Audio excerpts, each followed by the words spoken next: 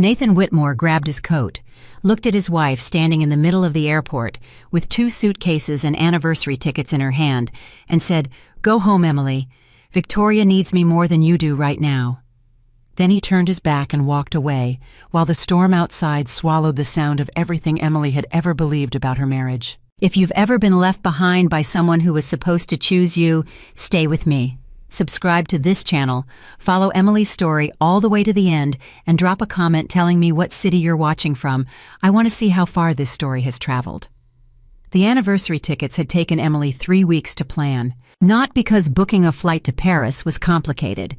Emily Carter had done harder things before breakfast on most ordinary mornings, but she had agonized over every detail of this trip, the way only a woman who is quietly, desperately afraid can agonize, checking the hotel reservation 4 times, calling ahead to confirm the window table at the restaurant where they had eaten on their honeymoon, making sure the champagne was the exact same label Nathan had opened the night he told her she was the woman he wanted to spend his life with. She had done all of this in secret.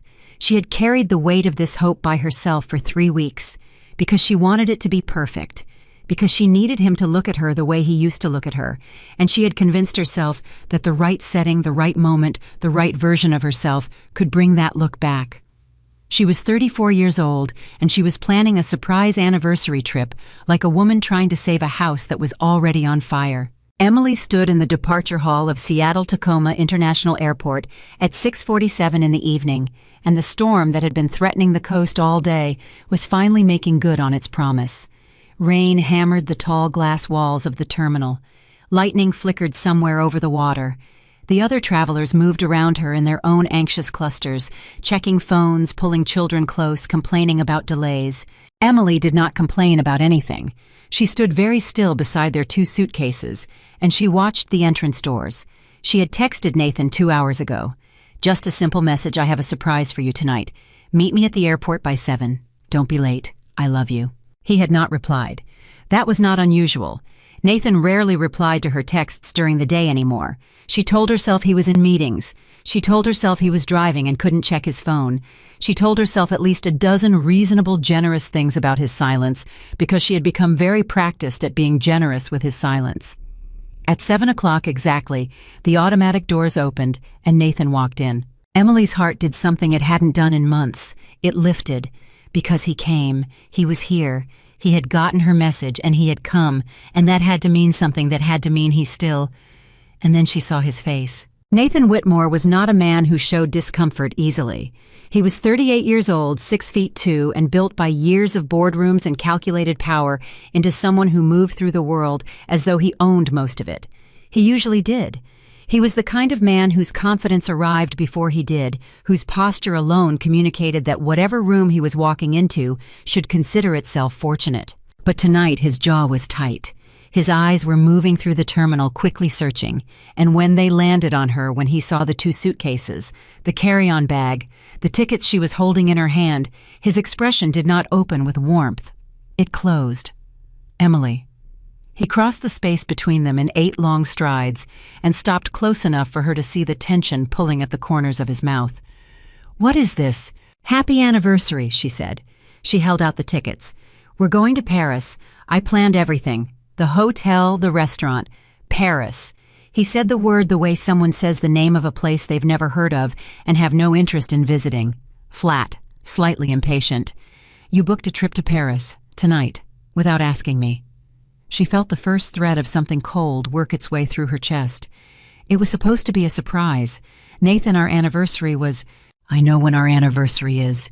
His voice was not cruel. It was something worse. It was distracted. He was already pulling his phone out of his jacket pocket. "Emily, I can't do this tonight. Something came up." "Something came up?" she repeated. "It's Victoria." The cold in her chest spread. Victoria Hayes. She had been in their lives for 7 months first as a name Nathan mentioned with the careful casualness of a man who wanted his wife not to ask too many questions. Then as a presence, a client of his company, he said someone he'd known years ago, someone whose tech startup he was helping restructure. Emily had met her once at a company dinner, a tall woman with dark hair and a laugh that filled the room, a woman who had touched Nathan's arm when she spoke to him and not moved her hand for a long time. "What about Victoria?" Emily asked. Nathan was looking at his phone. She was in an accident, or she says she was. She's at the hospital, she's alone, He exhaled through his nose the way he did when he was recalibrating. She called me 3 times. I need to go. She called you 3 times. Emily, I know how this sounds. Do you? He looked up from the phone. For just a moment she thought she saw something in his eyes, something that might have been guilt or regret, or the ghost of the man she had married. And then he put the phone in his pocket, and he picked up his own carry-on bag, not the one she had packed for him, but the one he must have brought with him, already packed, as if he had known he was not going to France tonight. She looked at that bag. She looked at it for a long time. You already packed, she said quietly. I was going to a conference, Nathan. Her voice was very even. She was proud of how even it was. You already packed. You came here with your own bag, which means you didn't come here to get on a plane with me. You came here to tell me you weren't going. A muscle moved in his jaw. It's not like that. Then tell me what it's like. Explain it to me slowly because I want to understand. I don't have time for this right now. He said it without anger. That was the thing about Nathan in those days. He was never angry at her. He was simply somewhere else, even when he was standing right in front of her. Victoria needs someone there. She has nobody in the city. I told her She has nobody. Emily heard her own voice change, then go quieter in a way that was not softness, but something that had gone very, very still. She has nobody, and I'm standing in an airport on our 3rd anniversary with tickets to Paris, and you're going to leave me here and go to her. I'm not leaving you. He said it automatically, the way people say things that have stopped meaning what the words suggest. I'm handling a situation. Go home, Emily, and I'll go home. The stillness broke, just slightly, just enough for him to hear it. You want me to go home? I'll make it up to you. We'll reschedule the trip. He was already stepping back, already turning toward the doors. Just call a car, okay? Don't stand here. It's late, there's a storm. Nathan. She said his name once more, and something in her voice made him stop, made him actually stop and look at her. She needed him to hear what she was about to say, because she understood in some very deep and quiet place inside herself that she would not say it twice. If you walk out of here right now, something is going to change, not between us, in me. Something is going to change in me, and it won't change back. Do you understand what I'm telling you? He looked at her. The automatic doors were sliding open and closed behind him in the draft from outside, and the storm was loud, and she could see in his eyes that he had heard her. She could see that he understood exactly what she meant. And then he said, Go home, Emily. Victoria needs me more than you do right now. He turned his back. He walked through the doors. She stood there with Paris in her hands and watched him disappear into the rain. And she did not cry. She had thought she would cry. She had thought that if this moment ever came, and some small knowing part of her had always known this moment was coming, she would fall apart in the middle of the airport and be one of those women you felt sorry for, the kind who had to sit down on the floor of a public place because their legs had stopped working. But she didn't cry. She felt something shift inside her instead, something large and long-held and patient, like a continental plate moving after years of pressure. She felt it move, and then she felt it settle, and then she felt something she had not felt in a very long time. She felt clear. Emily Carter set the tickets down on top of one of the suitcases. She took out her phone, not to call a car, not to text Nathan, not to do any of the things a woman trying to save her marriage would do. She stood in the middle of the departure hall of the Seattle-Tacoma International Airport at 7:04 in the evening, with a storm shaking the windows and strangers moving around her, and she made a phone call to a number only 4 people in the world had. Margaret, she said when the line picked up, I need you to activate the Oregon account, and I need a car from the other company, not Nathan's company, mine. There was a pause on the other end. Then her assistant, her real assistant, the one Nathan had never met, the one who had been managing Emily's other life for 6 years, said, Are you all right? I'm completely fine, Emily said, and she was surprised to find that she meant it. I just need to make sure everything is ready. I'll have a car there in 20 minutes. Thank you. She ended the call and looked around the terminal one more time. 2 suitcases, a carry-on bag, a pair of anniversary tickets to Paris that would never be used. She picked up the carry-on, left everything else where it stood. The woman who walked out of that airport into the rain was not the same woman who had walked in. The only person who didn't know that yet was Nathan Whitmore. The car that came for Emily was not a car anyone in Nathan's circle would have recognized. It was quiet and dark, and driven by a man named James, who had worked for Emily's grandfather before he worked for her, and who had learned very early on that Emily Carter did not require small talk or reassurance.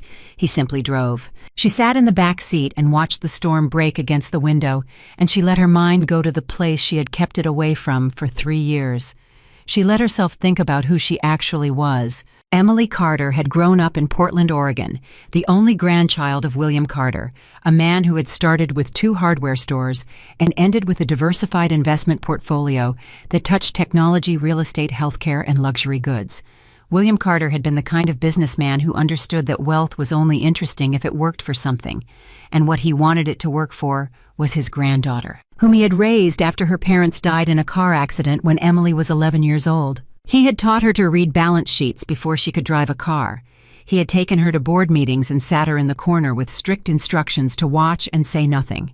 He had walked her through the logic of long investment and the discipline of patience and the particular kind of courage it took to let other people underestimate you. The most powerful thing you can be, William Carter had told her when she was 16, sitting in his study with the financial papers spread across the desk between them, is the person in the room that nobody is worried about. Remember that. She had remembered it. She had built her entire adult life around it. When William died during Emily's senior year of college, he left her everything. Not just the money, the companies, the accounts, the network of advisors and partners, and quiet business relationships that stretched from Seattle to New York to London. Emily was 22 years old, and she had inherited an empire, and almost nobody knew about it because William Carter had structured it that way deliberately, through a web of holding companies and trusts and confidentiality agreements that would have taken a very determined investigator a very long time to untangle. Emily had kept it that way, not out of dishonesty, out of the lesson her grandfather had taught her, and out of something more personal that she had never quite admitted to herself. Until tonight, she had wanted to be loved without the complication of what she was worth. She had met Nathan Whitmore at a gallery opening 2 years after her grandfather died. He was newly successful, then his tech company just beginning to attract the kind of attention that would eventually make him one of the most recognized names in the Pacific Northwest business community. He was charming and direct, and he had looked at her plain Emily in her simple blue dress, without expensive jewelry, or the posture of someone who owned things, and he had looked at her like she was the most interesting person in the room. She had fallen in love with the way he saw her, with the version of herself that existed in his eyes. She had not told him about the money because at first it hadn't seemed important, and then because she was curious how far love could travel without it, and then because the moment had passed and it had become complicated, and then because the years had gone by and the marriage had calcified around the secret, like a river around a stone, and telling him would have required explaining why she hadn't told him sooner, which would have required a conversation about what she had been afraid of, which would have required a level of vulnerability she was not sure their marriage could hold. And then tonight Nathan had chosen Victoria Hayes over their anniversary, and Emily had called the only person who knew her real name, and now she was sitting in a car in the rain watching Seattle disappear in the rearview mirror, and the secret had stopped being a problem she needed to solve. It had become the thing that was going to save her. The house in Cannon Beach, Oregon, had been in the Carter family for 30 years. William Carter had bought it as a retreat, a place without conference rooms or phone calls, a place where a man who spent most of his life being powerful could remember what it felt like to be ordinary. He had passed that habit on to Emily, who had spent summers there as a teenager, reading design books and walking on the beach and learning that there was a version of herself that had nothing to do with being anyone's granddaughter or heiress or remarkable young woman.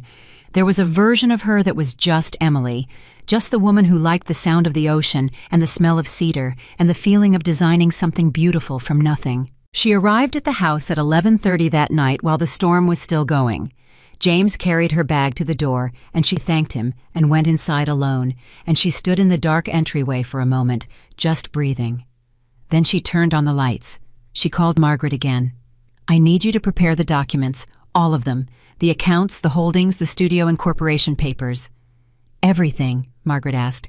"Everything, and I need you to contact Jensen and Park." A pause. Jensen and Park was the law firm that handled the Carter family's most sensitive legal work for the divorce filing. The silence on the other end was not surprise. Margaret had been with Emily for 6 years. She had watched the marriage from the edges of Emily's professional life, had answered calls at midnight when Emily needed to make financial decisions she couldn't discuss with her husband, had quietly managed the growing distance between the woman Emily was in her real life and the woman Emily pretended to be in her marriage. "I'll make the call first thing in the morning," Margaret said. "Thank you." Emily looked around the house at the wood-paneled walls, the shelves of design books, the drafting table her grandfather had given her when she was 17. "And Margaret, don't tell anyone where I am." "Of course not."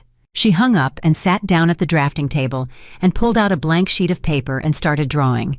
Not a plan, not a business document, just lines and shapes the way she used to draw when she was a girl in this house, and the whole world was still full of possibilities she hadn't yet been afraid of. She drew until 4 in the morning, then she went to sleep. And when she woke up, the storm had passed, and the ocean outside the window was the kind of blue that reminded her that most beautiful things exist entirely without permission. 3 days later, the divorce papers were filed. Emily signed them at a small table in Margaret's temporary office in Portland. She had worn a cream-colored sweater and her hair down and no makeup, and she had looked at the documents with the calm of someone who has already finished grieving the thing they are now ending. "He'll be served tomorrow," the attorney said. His name was David Park, and he had known Emily since she was 22, and he had never once suggested she do anything other than exactly what she decided to do. That was why she used him. "Do you want to include the financial disclosures at this stage, or—" "Not yet," Emily said. "Keep everything standard for now. We'll provide full disclosure in due course." "He'll likely petition for more information quickly, once he realizes—" "He won't realize anything for a while," Emily said. "He still thinks I'm the woman who needed his last name to matter." David Park looked at her over his reading glasses. He had the particular expression of a lawyer who has seen enough of human nature to be unsurprised by almost anything, but who occasionally still found something worth noting. "He'll figure it out," he said. And when he does, Emily picked up her copy of the filing and slid it into her bag. She thought about the airport. She thought about Nathan's back disappearing through the doors while the rain came down. She thought about the carry-on bag he'd already packed, the bag that told her he had made his choice before he even looked at her face. "When he does," she said, "it'll be too late." She stood up, thanked David Park, and walked out into the Portland morning. And for the first time in 3 years, she walked without adjusting her pace for anyone else, without checking her phone for messages she was hoping for, without the particular slight hunching of a woman who has spent too long making herself smaller to fit the space someone else decided she should occupy. She walked like herself, like Emily Carter, the billionaire nobody knew about, the woman nobody had bothered to see. In Seattle, at a hospital 30 miles away, Nathan Whitmore sat in a plastic chair in a waiting room and answered emails on his phone, while Victoria Hayes slept in a room down the hall with a sprained ankle and 2 cracked ribs that by the following morning the doctor would confirm were the result of a car accident that had been real, but not nearly as severe as the phone calls had implied. Nathan did not go home that night. He told himself it was because he didn't want to leave Victoria alone. He did not examine the question of why that mattered more to him than the woman he had left standing in an airport. "I went home the next afternoon and found the house exactly as he'd left it, quiet and clean with Emily's things still in place, her books, her design sketches, her small collection of hand-thrown ceramic mugs she'd bought at a market in Portland. Everything that was hers was still there, but Emily was not. He checked his phone. No messages. He called her number. It went to voicemail, not to the automated voicemail message, but to nothing. The number was inactive. He stood in the kitchen of his 4,000-square-foot house and felt for the first time the specific quality of silence that belongs to an empty place that used to have someone in it. "She's probably at a hotel," he told himself, "giving me the silent treatment. She'll be back." He put his phone down and opened the refrigerator and stood looking into it, and then closed it again without taking anything out. She would be back. She always came back. She did not come back. The next morning, Nathan received the divorce filing via courier. He stood at the front door in his bathrobe holding the envelope and read the document 3 times, as if repetition might change what it said. Emily Catherine Carter had filed for dissolution of marriage. She was requesting nothing from the marital estate, no financial support, no property. She was returning the household account funds she had drawn from during the marriage. She was retaining only her personal belongings and her premarital assets. Her premarital assets. Nathan called her phone again, still inactive. He called the gallery where she sometimes worked consulting. The woman who answered said Emily had left a voicemail 2 days ago saying she was taking an extended leave. He called her only close friend in Seattle, a woman named Diane, who told him in a voice that made very clear she had heard a version of events that did not reflect well on him that she had not heard from Emily, and that if she did, she wasn't going to be the one to relay messages. He called his own attorney. "She's filed cleanly," the attorney said. "No demands. She's returning everything. This is either a very generous settlement or she has resources we don't know about." "Resources," Nathan repeated. "Financial resources, assets. Do you know anything about her finances prior to your marriage?" Nathan thought. He knew Emily had a small inheritance from her grandfather. She had mentioned it once or twice, enough to have had some savings when they met, enough to have been comfortable before they married. He had never pressed for details because she had never offered them, and he had never considered that it mattered. He was the one with the money. He was the one building the empire. Emily was what? He sat down on the edge of his bed, and for the first time in 7 months, maybe longer, he tried to think clearly about who his wife actually was. He had spent 3 years living with her. He had slept next to her and eaten dinner across from her and argued with her and kissed her and made promises to her. He had told her he loved her. He had meant it, hadn't he? But sitting on the edge of his bed with divorce papers in his hand, Nathan Whitmore realized with a coldness that had nothing to do with the weather outside that he could not have told anyone who Emily Carter really was. He knew the surface of her laugh, her habits, her preference for tea over coffee in the mornings, the way she chewed her pen when she was working on a design. He knew what she looked like when she was happy, and what she looked like when she was quietly, carefully not expressing something that was hurting her. But her life before him, her actual history. The grandfather who had raised her the years between losing her parents and meeting Nathan, the details of the portfolio she'd mentioned. He had never asked. He had never considered it important enough to ask. He put the divorce papers down and picked up his phone and called the private investigator he had used twice before for corporate matters. "I need you to find my wife," he said. It took the investigator 4 days to locate Emily in Cannon Beach. During those 4 days, Nathan learned more about Emily Carter than he had learned in 3 years of marriage, and each piece of information arrived with the specific quality of something that should have been obvious, but had somehow escaped his notice entirely. He learned that William Carter, her grandfather, had been significantly wealthier than Emily had ever suggested. He learned that the Carter estate included holdings in technology, real estate, and sustainable design that were managed through a series of trusts and holding companies under names that meant nothing to someone who hadn't specifically looked for them. He learned that Emily had not been a beneficiary of a modest inheritance, but the sole heir to an estate that his own attorney, reviewing the documents the investigator had found through public filings, estimated at somewhere between $800 million, and here the attorney had paused. The way people pause when a number surprises them, possibly considerably more. Nathan sat with that information for a long time, and then his investigator called with the final piece. "She's incorporated a company," the investigator said. "Carter Design and Investment Group, incorporated 7 years ago, actually 2 years before your marriage. The company is healthy, very healthy. She's been running it quietly through a management team while maintaining a low profile." Nathan listened. "The company's current valuation," the investigator said, "based on the asset portfolio and recent revenue reporting, because they do report, just not publicly, she has institutional investors, is approximately $1.4 billion. Nathan put the phone down on the desk without ending the call. $1.4 billion.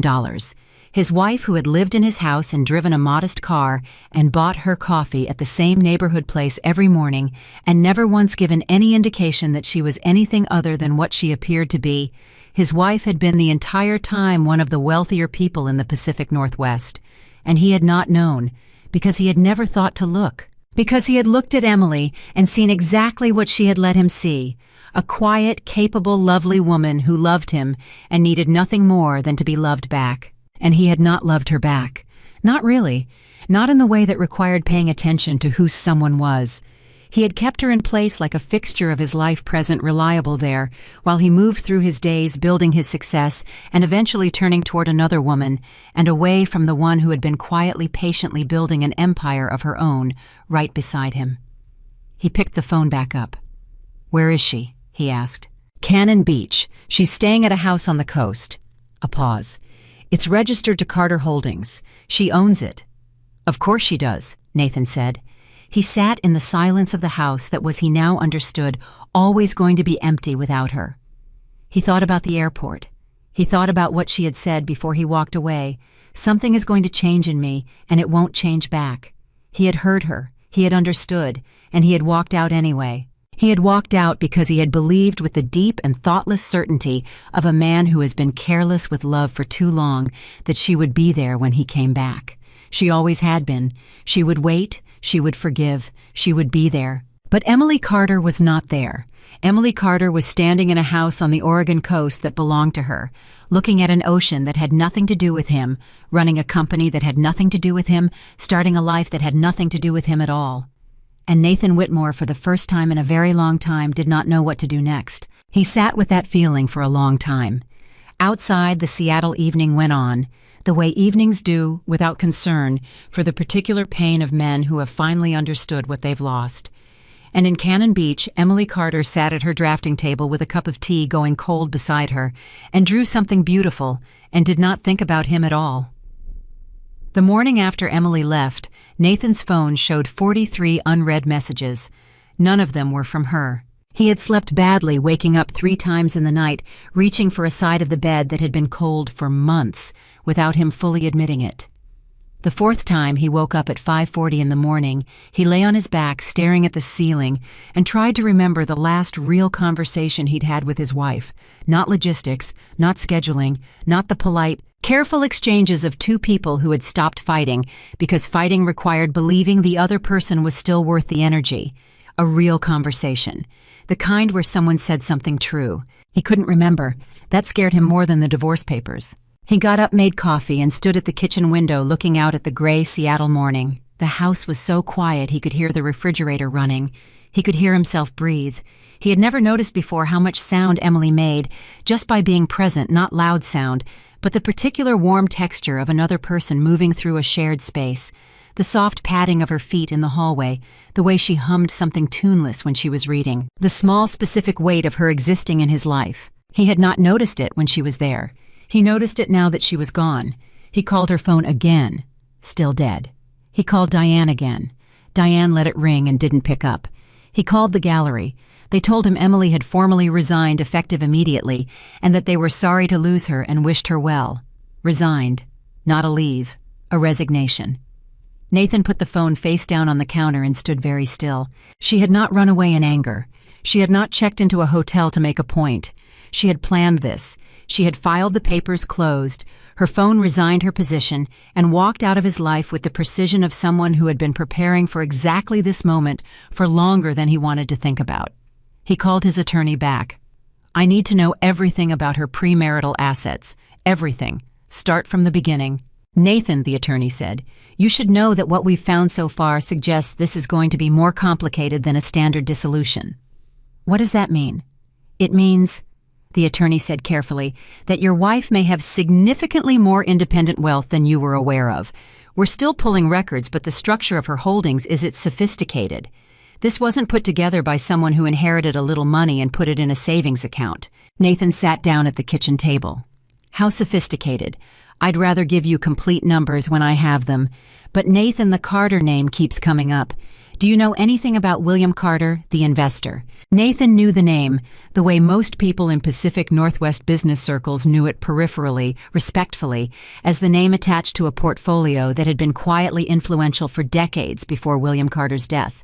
He knew the name the way you know the name of a landmark you've driven past 1,000 times without ever going inside. "He was her grandfather," Nathan said slowly. The silence on the other end was brief, but full of something Nathan didn't want to interpret. "I'll have full numbers for you by end of day," the attorney said.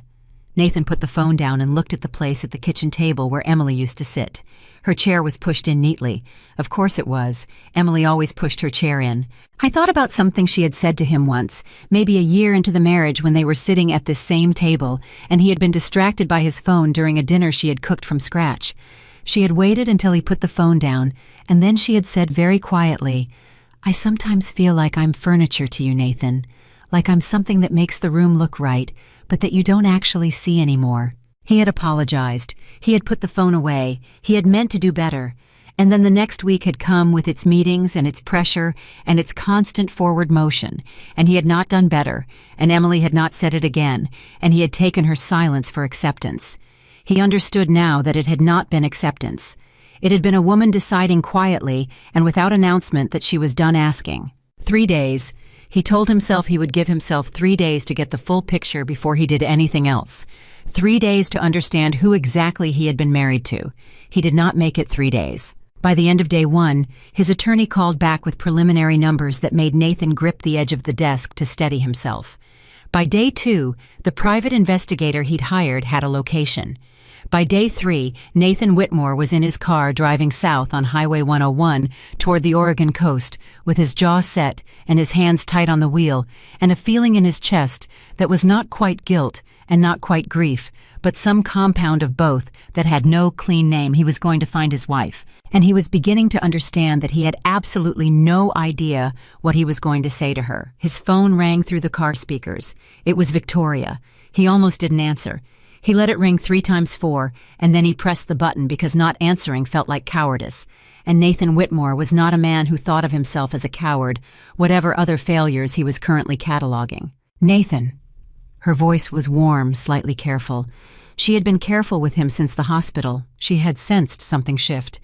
Where are you? I thought we were having lunch. I'm driving, he said. Driving where? A pause. I have something I need to handle. Is this about Emily? Her voice shifted slightly. Something tightened in it. Nathan, she filed for divorce. Let the attorneys handle it. You don't need to. Victoria. He said her name the way you say something when you want a conversation to stop. Not unkindly, but firmly. I need to handle this myself. Another pause. When she spoke again, her voice had changed in a way he recognized. It was the voice of a woman who was calculating the distance between where she thought she stood and where she might actually stand. You're going to her. He didn't answer. Nathan, she left you. She filed papers. Why are you? I'll call you later, he said, and ended the call. He drove. The coastline opened up on his left, and he could see the ocean between the hills, gray-green and enormous and utterly indifferent, and he drove toward it with the specific desperation of a man who is only now beginning to understand the size of the mistake he has made. He found the house without difficulty. The investigator had given him the address, and the address was real, and the house was exactly what the investigator had described. Not ostentatious, not the kind of property that announced its owner's wealth to the street, but solid and beautiful in the way of things built with real care and good material, set back from the road, with a view of the water that made everything else feel secondary. He sat in the car outside for 4 minutes before he got out. He knocked on the door. He waited. The door opened, and Emily stood there in a cream linen shirt and her hair pulled back, and she looked at him the way you look at something you have already prepared yourself to see. Not surprised, not shattered, just present. Nathan, she said. Emily. His voice came out rougher than he intended. He cleared his throat. Can I come in? She looked at him for a long moment. Then she stepped back and opened the door wider. He walked in. The inside of the house was warm and full of natural light, and there were design sketches spread across a large drafting table and a coffee mug on the windowsill, and the particular ordered comfort of a space that belongs to someone who knows how to make a place feel like home. He looked around at it and felt something in his chest move uncomfortably. She led him to the small sitting room and sat down in a chair across from the couch, leaving the couch for him, maintaining the geometry of 2 people who are not yet in agreement about what they are to each other. He noticed that. She had always been precise about space when she needed it. How did you find me? She asked. Investigator. She nodded slowly. Of course. Emily. Before you say whatever you came here to say, she said, and her voice was calm in a way that was not coldness, but something more measured. I want you to know that I've already thought through every version of this conversation. I've thought about what you're going to say and how you're going to say it, and what you think the outcome of this conversation is. I'm not telling you that to be cruel. I'm telling you because I don't want to waste either of our time." He looked at her. He had rehearsed things in the car. He had prepared words. Every word he'd prepared had evaporated. "You were worth $1.4 billion, he said. "That's what my attorney told me." Something crossed her face that might have been amusement and might have been sadness, and was probably both. "Is that why you're here, because of the money?" "No." He said it quickly, firmly, and he meant it, and she needed to know he meant it. "I'm here because I drove away from an airport, and then I went home and you were gone, and Emily, I need you to understand that I know I was wrong."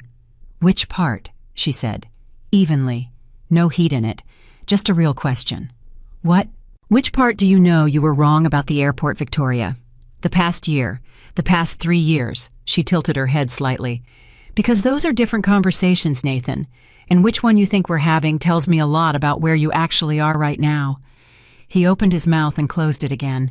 She watched him with the patience of a woman who had spent 3 years waiting for him to say something real and had learned not to rush the process. "All of it," he said finally. "I was wrong about all of it." She looked at him for a long time. Outside, the ocean went on doing what it did. "I know you believe that," she said. "Right now in this moment, I believe you believe it. But Nathan, you believed you loved me on our wedding day, and 3 years later you tore up our anniversary tickets in an airport to go sit with another woman." She paused. Believing something doesn't make it a fact. The directness of it hit him like something physical. Emily had always been direct with him, but he had not always been paying attention. He was paying attention now. "I didn't know," he said, "about the company, about your grandfather's estate. I didn't know any of it." "I know you didn't. Why didn't you tell me?" She was quiet for a moment. When she answered, she chose her words with the care of someone who has had a long time to find the right ones. "Because I wanted to be chosen for the right reasons. I wanted to be loved as a person, not as an asset."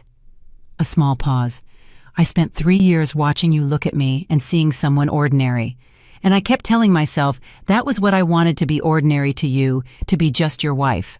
But eventually I understood that what I actually wanted was for you to find me extraordinary, even when you thought I was ordinary, and you never did." Nathan sat with that. He did not rush past it. He let it land. "Victoria." "Please don't explain Victoria to me," Emily said quietly. "I don't need the explanation. What happened with Victoria isn't actually the story, Nathan. The story is everything that happened before Victoria that made her possible."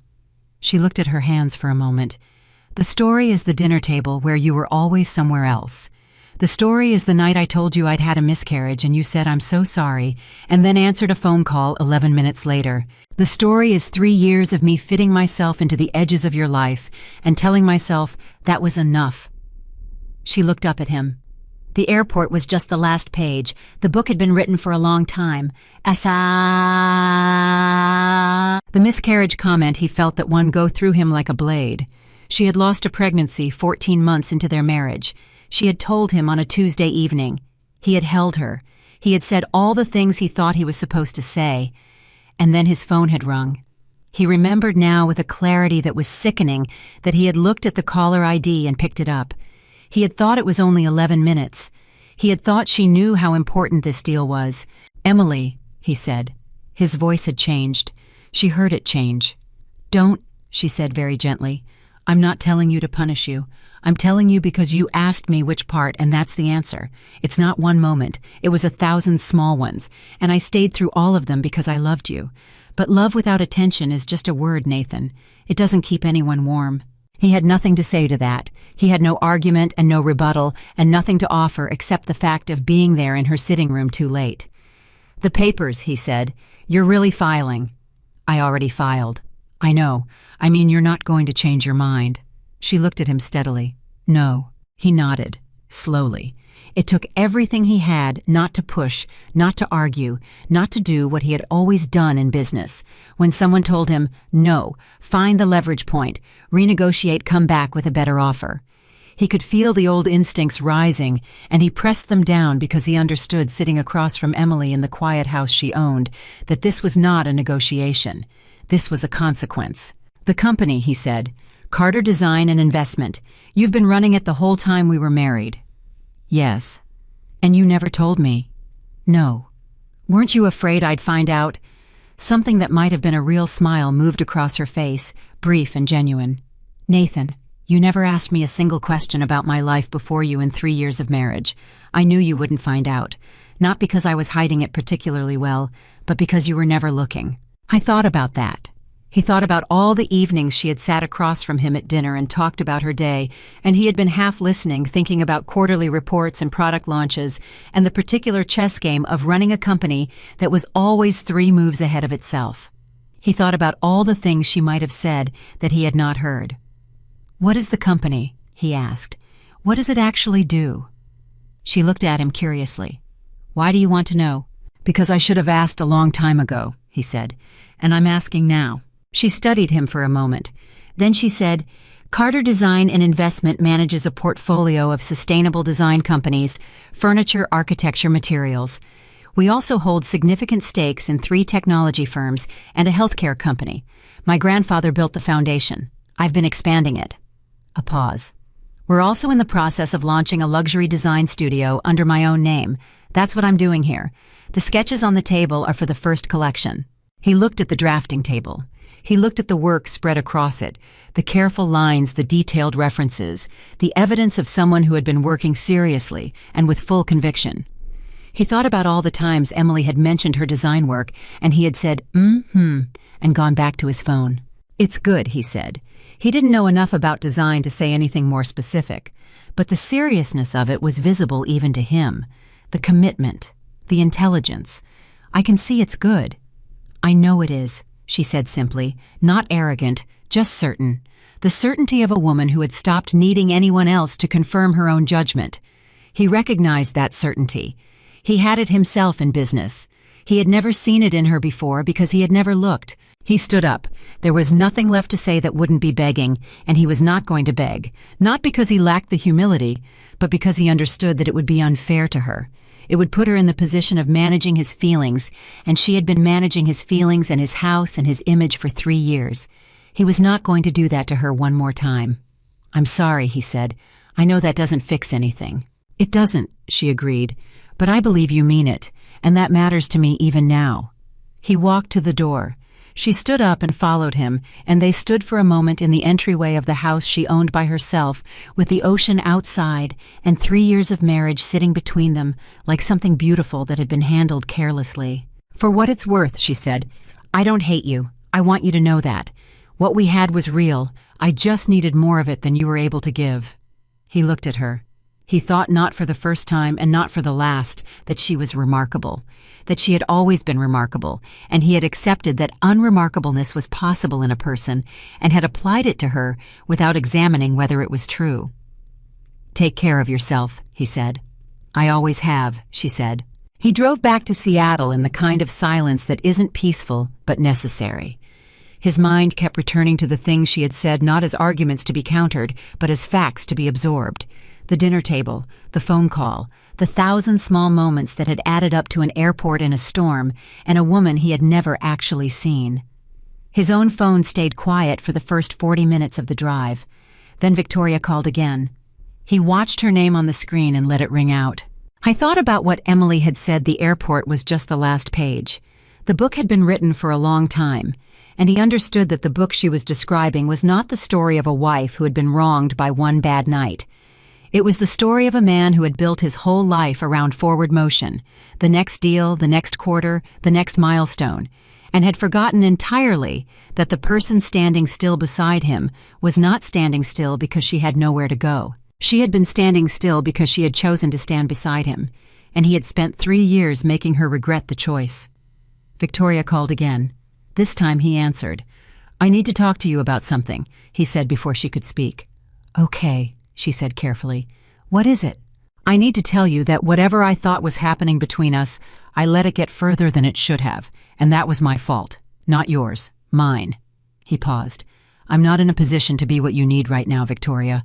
I might not be for a long time. A long silence. Because of Emily. Because of me, he said. Because of things I need to figure out about myself. But yes, because of Emily too. She was quiet for a moment. When she spoke, her voice was smaller than he'd heard it. Not cold, just real. I always knew she was more than you thought she was, she said. I saw it at that dinner last year, the way she was in the room. You never looked at her the way she deserved. He didn't have an answer for that either. He said goodbye to Victoria and drove the rest of the way home in silence. And when he got there, the house was still quiet and still empty and still full of the particular echo of Emily's absence. He sat at the kitchen table where she used to sit, and he stayed there for a long time, not looking at his phone, not opening his laptop, not doing any of the things he normally would have done to fill the silence. He just sat. And the understanding that came to him in that kitchen, slow and unwelcome and entirely his own, was that he had spent 3 years living beside a woman who was extraordinary in every dimension that actually mattered, and he had looked at her every single day and seen someone ordinary. Not because she was, but because he hadn't been paying attention. The divorce would go through. He knew that now with a certainty that had nothing to do with legal process. Emily Carter did not make decisions impulsively, and she did not take them back. And the woman he had met in Cannon Beach had not been someone on the edge of changing her mind. She had been someone who had already arrived somewhere new, and he was a geography she had left behind. In the days that followed, the story started to get out. Not through Emily, she said nothing to anyone about who she was or what she was worth, and her silence was the particular silence of someone who has never needed a narrative to justify herself. But the filing was public record, and the Carter name appeared in it, and someone in the attorney's office talked to someone, and within 2 weeks of the divorce filing, the Pacific Northwest business community had begun a slow, spreading reckoning with the fact that Nathan Whitmore's quiet wife had been the entire time one of the most significant private investors in the region. Nathan heard about the conversations third hand through the particular uncomfortable channel of associates, who didn't know how to tell him directly that they were astonished. He heard about the investor meetings Emily was apparently already holding. He heard that the launch of Carter Design Studio was being treated in certain circles as one of the most anticipated design events of the coming year. He heard that she was well, that she was thriving, that she looked by every account like someone who had been underwater for a long time and had finally surfaced. He was glad. He told himself he was glad, and he tried to mean it, and most of the time he did, and on the days he didn't, he sat with the discomfort until it passed, because he had decided in the kitchen of the empty house that the one thing he was going to do right from this point forward was stop running away from what was hard. He had run away from Emily at the airport. He had run toward the easier thing, the uncomplicated thing, the woman who needed him in simple and visible ways. And he had lost the woman who had never needed him at all, but had chosen him anyway, which was so much rarer and so much more valuable that the comparison made him feel sick to think about. Margaret, Emily's assistant, whose existence he had not previously been aware of, sent the final financial disclosure through the attorneys 2 weeks after the visit to Cannon Beach. Nathan sat with his attorney and reviewed the documents, and the numbers were real and correct, and even larger than the preliminary estimate, and his attorney sat across the desk from him and waited for a reaction. Nathan's reaction was to close the folder and say, "Make sure the settlement is exactly what she asked for. Nothing more, nothing less. Don't try to negotiate." The attorney blinked. "She's not asking for anything. I know, just make sure it goes through cleanly. I don't want her to have to fight for anything." It was the smallest thing he could do. He knew that. He did it anyway. Emily received the notification that the dissolution was proceeding without contest on a Friday afternoon in Cannon Beach while she was on a call with her lead architect about the studio's first flagship installation. Margaret texted her the update, and she read it, mid-conversation nodded to herself once, and went back to the discussion about materials. She did not feel the dramatic sweep of finality that she had expected to feel. She felt something quieter and more durable, the particular clean sensation of a door closing on a room you had lived in for a long time. The room had not been all bad, there had been good things in it, but the door was closing, and on the other side of it was a hallway full of light, and she had work to do. She finished the call. She pulled up the design files. She started again from exactly where she'd left off, which was in the middle of something she'd built herself, something she was proud of, something that had nothing to do with anyone's last name but her own. Outside the ocean moved the way it always had, without commentary, without nostalgia, without the slightest interest in the small human dramas playing out along its shore. Emily Carter was 34 years old. She had a billion-dollar company, a coastal house that belonged to her, a collection of designs that were about to change the way people thought about luxury, and the specific, undefeatable freedom of a woman who has finally stopped waiting for someone else to decide her worth. She picked up her pencil and kept working.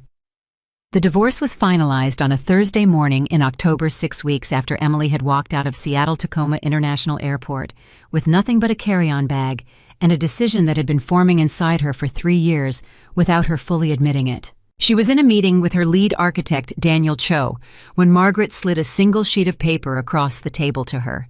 Emily glanced at it. Signed, sealed, processed. The state of Washington had officially confirmed what Emily had known since the night of the storm. She was no longer Mrs. Whitmore. She was again and finally and completely Emily Carter. She thanked Margaret with a small nod and went back to the meeting. Daniel noticed. He was 31 and perceptive in the way of people who work with space and structure for a living. People who understand that what is left out of a design is as important as what is put in. He said nothing. But after the meeting ended and the other consultants filed out, he paused at the door. "You okay, boss?" Emily looked up from the material samples spread across the table. "Better than I've been in years," she said, and she meant every syllable. He nodded once and left her to it. She sat alone for a few minutes in the working office she had set up inside the Cannon Beach house, surrounded by fabric swatches and architectural drawings and the careful scaffolding of a collection that was 3 months from its debut, and she let herself feel the full weight of the moment. Not grief. Something more complicated and more honest than grief. The feeling of a chapter ending that should have ended sooner, and the strange lightness that comes when you finally stop carrying something you should have put down a long time ago. Then she picked up her pencil and went back to work. 3 weeks later, the Carter Design Studio officially opened its doors, not in Cannon Beach, but in Portland, in a converted warehouse space that Emily had quietly purchased 8 months earlier through one of her holding companies, long before the airport, long before the divorce papers, long before any of the visible drama of her public life began. She had been planning this for years. The studio was not an impulse. It was not a reaction to Nathan. It was the thing she had always been moving toward, slowly and deliberately and entirely on her own terms. The opening was by invitation only. 200 guests, architects, buyers, design editors, investors, a handful of museum curators who had heard through a very specific grapevine that something worth seeing was about to arrive. Emily had not sent a press release. She had not hired a publicist. She had simply made phone calls the way her grandfather had always made phone calls, directly, personally, with the particular confidence of someone who knows that what they have is worth the other person's time. The collection was called Groundwork.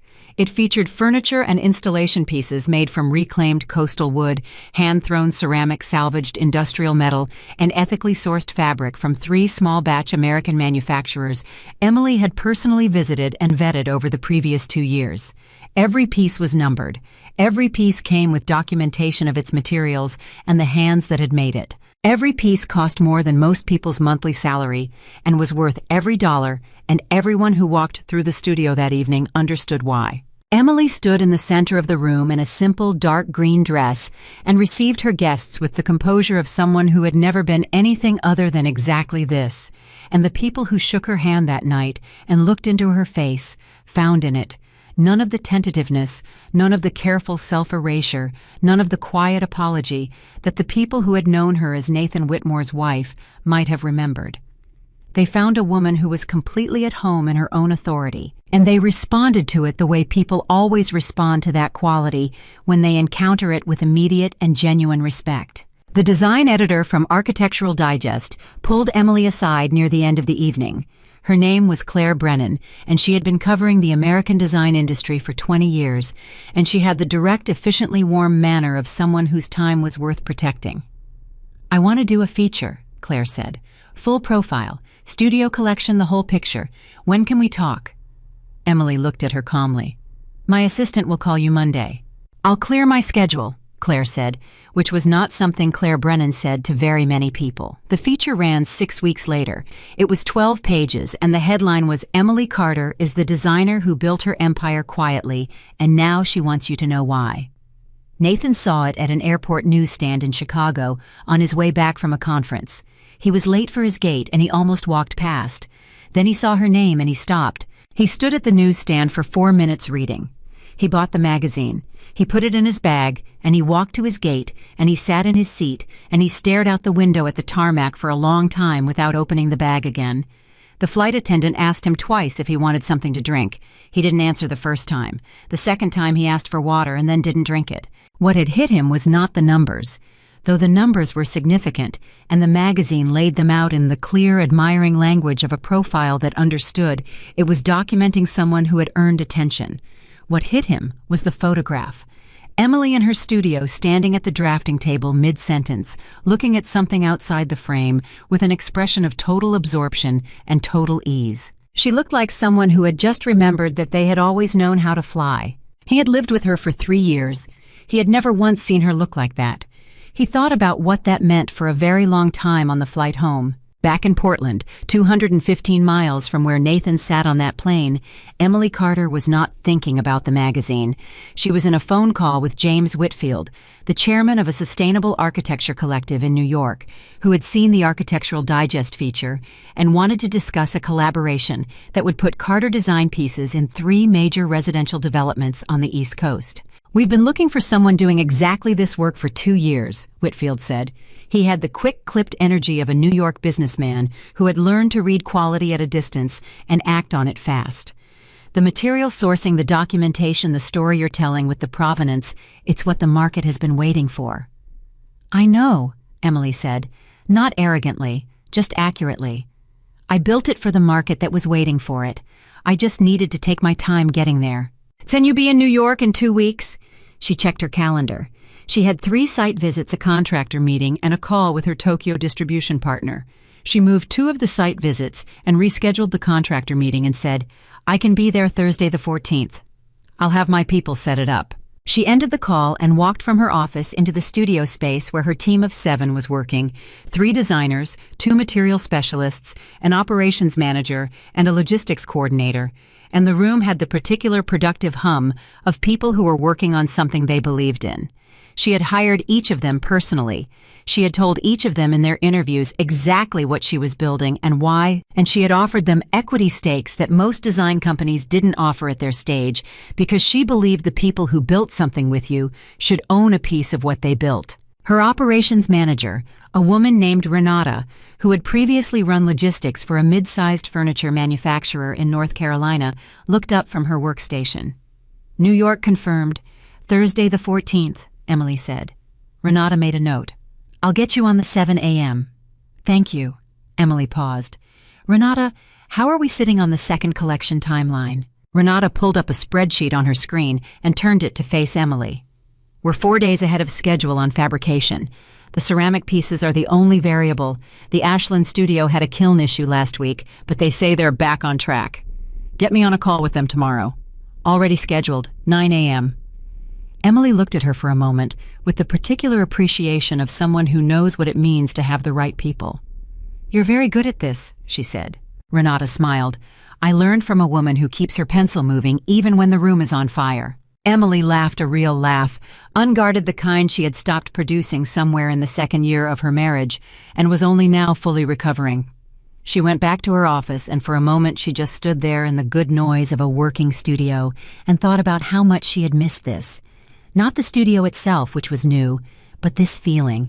The feeling of being inside something that was entirely hers, built entirely by her with people she had chosen. Toward a future she had designed herself. She had missed herself. That was the truth of it. She had been so busy being Nathan's wife that she had gone missing from her own life, and she had not fully understood how missing she was until she stopped. It was 6 weeks after the Architectural Digest feature ran that Nathan made his second attempt to reach her. He did not come in person this time. He wrote a letter, an actual letter on paper which arrived through her attorney and which her attorney forwarded to her, with a note that said simply, "He asked me to make sure you received this personally." Emily read it alone in the evening in the Cannon Beach house, while the October wind moved outside. The letter was 4 pages handwritten in Nathan's precise and slightly cramped script. She had forgotten how his handwriting looked. It brought back something she hadn't expected, not longing but a specific kind of tenderness for the person she had once loved, the recognition that the man she had married had been real and worth loving, even if the marriage had not survived the distance between who he was and what she had needed. He wrote about the magazine. He wrote that seeing the photograph had done something to him, that the divorce papers and the Cannon Beach conversation had not fully completed it, had shown him not just what he had lost, but what had always been there, visible and present, and entirely ignored. He wrote that he had spoken to his therapist. Emily paused on that, read it again.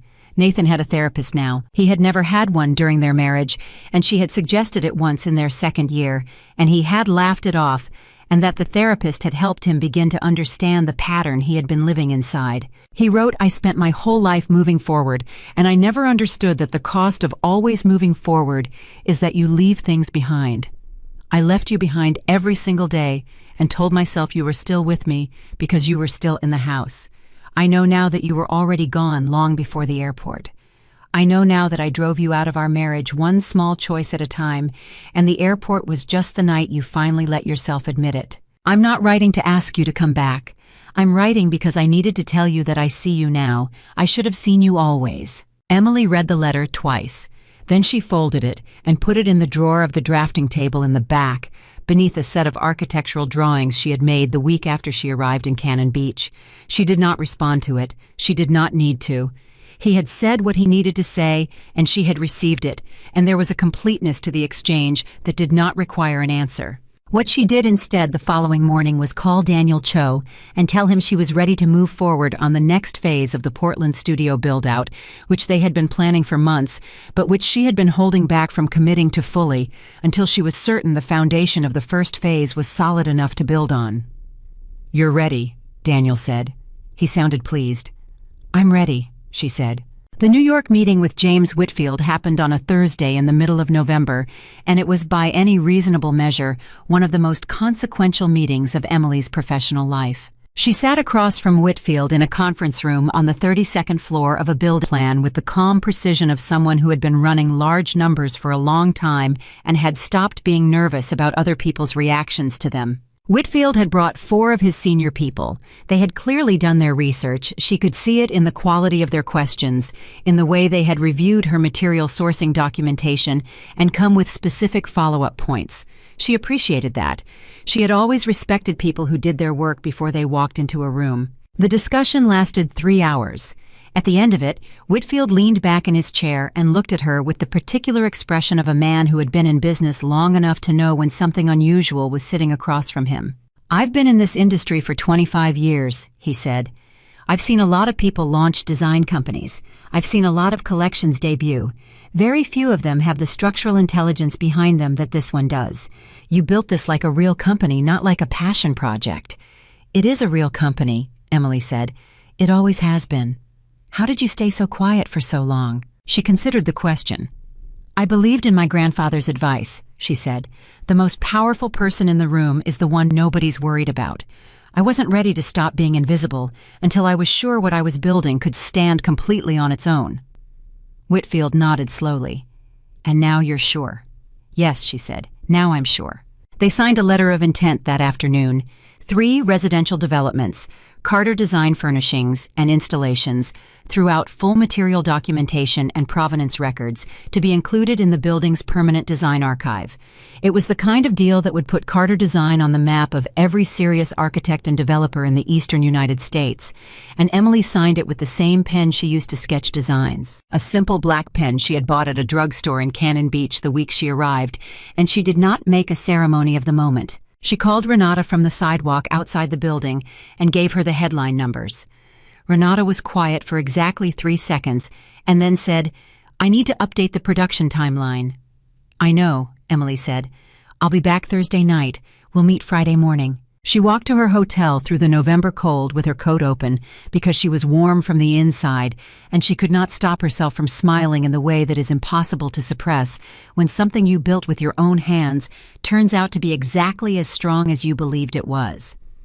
What she did not know walking those 4 blocks in Manhattan was that Nathan Whitmore was in New York the same day. I was there for a board meeting. One of his company's largest investors was based in Midtown, and they met quarterly, and this particular meeting had been on the calendar for 3 months. He was not in the same building, not in the same neighborhood, not in any meaningful proximity to Emily's meeting with Whitfield. But the city was the same city, and they breathed the same November air for approximately 6 hours without either of them knowing it. What Nathan did know, because Whitfield's people moved in overlapping circles with his, was that Carter Design had just signed with the Whitfield Group. He found out that evening from a mutual contact at dinner, delivered with the cautious delicacy of someone who wasn't sure how Nathan would receive information about his ex-wife's professional victories. Nathan received it simply. "That's a significant deal," he said. "Good for her." The man across the dinner table blinked. He had expected something more complicated. "You're not—" "She's exceptional," Nathan said. "She was always exceptional. I was just the last person to understand it." He picked up his wine glass. "Can we talk about the infrastructure proposal now? I need to get back to the hotel by 10. They talked about the infrastructure proposal. Nathan was present for all of it, and contributed intelligently, and drove the conversation in the directions it needed to go, because Nathan Whitmore was still very good at his job, even on the nights when his personal life sat heavy in the background of everything. But later, alone in this hotel room, he took out the Architectural Digest from his bag. He had carried it with him since Chicago, which he had not fully admitted to himself, and he looked again at the photograph of Emily at her drafting table, and he thought about what the mutual contact at dinner had said. Whitfield's people are saying she walked in there like she owned the room, like she'd been doing deals at that level her entire life. Because she had been, Nathan thought. She had been doing deals at that level her entire life. He just hadn't known it. He hadn't known because he hadn't asked. And he hadn't asked because he had looked at her and seen exactly what she had let him see, and he had been satisfied with the surface, and the surface had not been the story. He put the magazine away and turned off the light and stared at the ceiling of the hotel room, and he thought about a version of his life in which he had been a different kind of man, the kind who comes home and actually asks how your day was, the kind who hears the answer, the kind who sees the person sitting across from him as someone with an interior world as complex and worth knowing as his own. He thought about what that version of his life might have looked like. Then he let himself stop thinking about it, because it was a version that no longer existed and could not be retrieved, and Nathan had enough intelligence to understand that there was no productive use for the particular grief of a future that had been possible and was no longer. He had an early flight. He set the alarm and went to sleep. In Cannon Beach, 6 hours earlier, Emily had come home from the Portland studio to find a delivery waiting on the doorstep, a simple wooden crate, no return address, and inside it, a single piece of hand-thrown ceramic in a glaze, the exact blue-green of the Oregon coast on a clear morning. There was a card with it from the Ashland studio, where her ceramic pieces were made from the maker himself, a note that said, "For the woman who trusted us to tell the story of where we come from. Thank you for seeing what we make." Emily held the ceramic piece in both hands and stood in the entryway of her house and felt the full and specific weight of what it meant to be seen by the right people, and how completely and adequately it replaced the years she had spent being invisible to the wrong one. She set it on the windowsill above the drafting table where she would see it every morning, and she made dinner, and she ate alone without minding it at all, and she went to bed and slept the deep and untroubled sleep of a woman who has laid her foundations correctly and knows that what she has built will hold. The following week, 3 things happened in the same 48 hours that would together mark the moment when Emily Carter's name stopped being a private fact and became a public one. The first was a segment on a nationally syndicated design podcast, 15 minutes on the Carter Design Studio launch and the Whitfield deal, framed as one of the most important emerging stories in American interior design. The host called Emily's material sourcing philosophy a quiet revolution. The second was a call from a private equity group in San Francisco who wanted to discuss a minority stake investment in Carter Design that would have valued the company at the proposed terms at just over $2 billion. Emily listened to the proposal, thanked them for their interest, and told them she would have her financial team review it and respond within the week. She hung up and sat for a moment with the number in her head. $2 billion. Her grandfather's first hardware store had been worth $40,000. She called his memory up the way she always did when something significant happened. A brief internal conversation with a man who had been dead for 12 years, but who had given her every piece of herself she was proud of, and she thought, "You'd tell me to take my time, to be sure, to know exactly what I'm trading and what I'm keeping. She took her time. The third thing was a call from Victoria Hayes. Emily almost let it go to voicemail. She saw the name on the screen and felt a small, clean flicker of something. Not anger. Not anymore. Anger had been one of the first things to leave when she drove south out of Seattle, but a kind of wary curiosity. Why was this woman calling her? She answered. Emily. Victoria's voice was careful.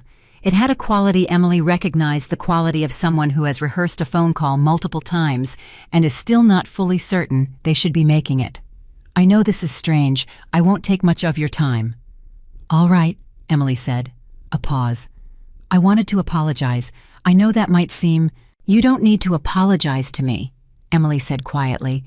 Whatever happened between you and Nathan was between you and Nathan. My marriage didn't end because of you. I know, Victoria said. He told me that too, but I still felt like I should say it. Another pause. I saw the magazine, the Architectural Digest piece. Her voice shifted into something more genuine. You're extraordinary. I think I always knew that even when I was... She stopped. It doesn't matter. I just wanted you to know that I see it. Emily sat with that for a moment. She thought about the Nathan she had known and the Victoria she had met once at a dinner and read in the careful shape of Nathan's distraction, and she thought about how the three of them had been tangled together in something that none of them had fully controlled, and all of them had contributed to in some form. Thank you for calling, Emily said. I mean that. I'm sorry for my part in your pain, Victoria said. That's all I wanted to say. I received it, Emily said simply. Take care of yourself. She ended the call and stood at the studio window for a long time, looking out at nothing in particular. She did not feel the triumph she might have expected to feel having been apologized to by the woman her husband had chosen over her in an airport storm. She felt something quieter and more final than triumph. She felt the particular piece of a story that has reached its natural resolution, not the dramatic cinematic resolution of a movie ending, but the real kind, the kind where people are just people making mistakes and carrying consequences and occasionally finding the grace to call someone they've wronged and say the true thing. She thought we're all just doing what we can with what we have. Some of us do it better than others, and some of us had to learn the hard way who we were capable of being. She pulled out her sketch pad. She had a second collection to design. The first one was already ahead of schedule. The New York deal was signed. The private equity call was pending careful review, and her team was in the next room building something real. She had work to do. She put the phone face down on the desk, picked up her pencil, and began. And outside the studio window, the November sky was doing what November skies do, moving fast, carrying weather in from the coast, indifferent to human timelines and human heartbreaks, and the small, significant victories of women who finally stop asking for permission to take up space. Emily Carter did not need the sky's permission. She did not need anyone's.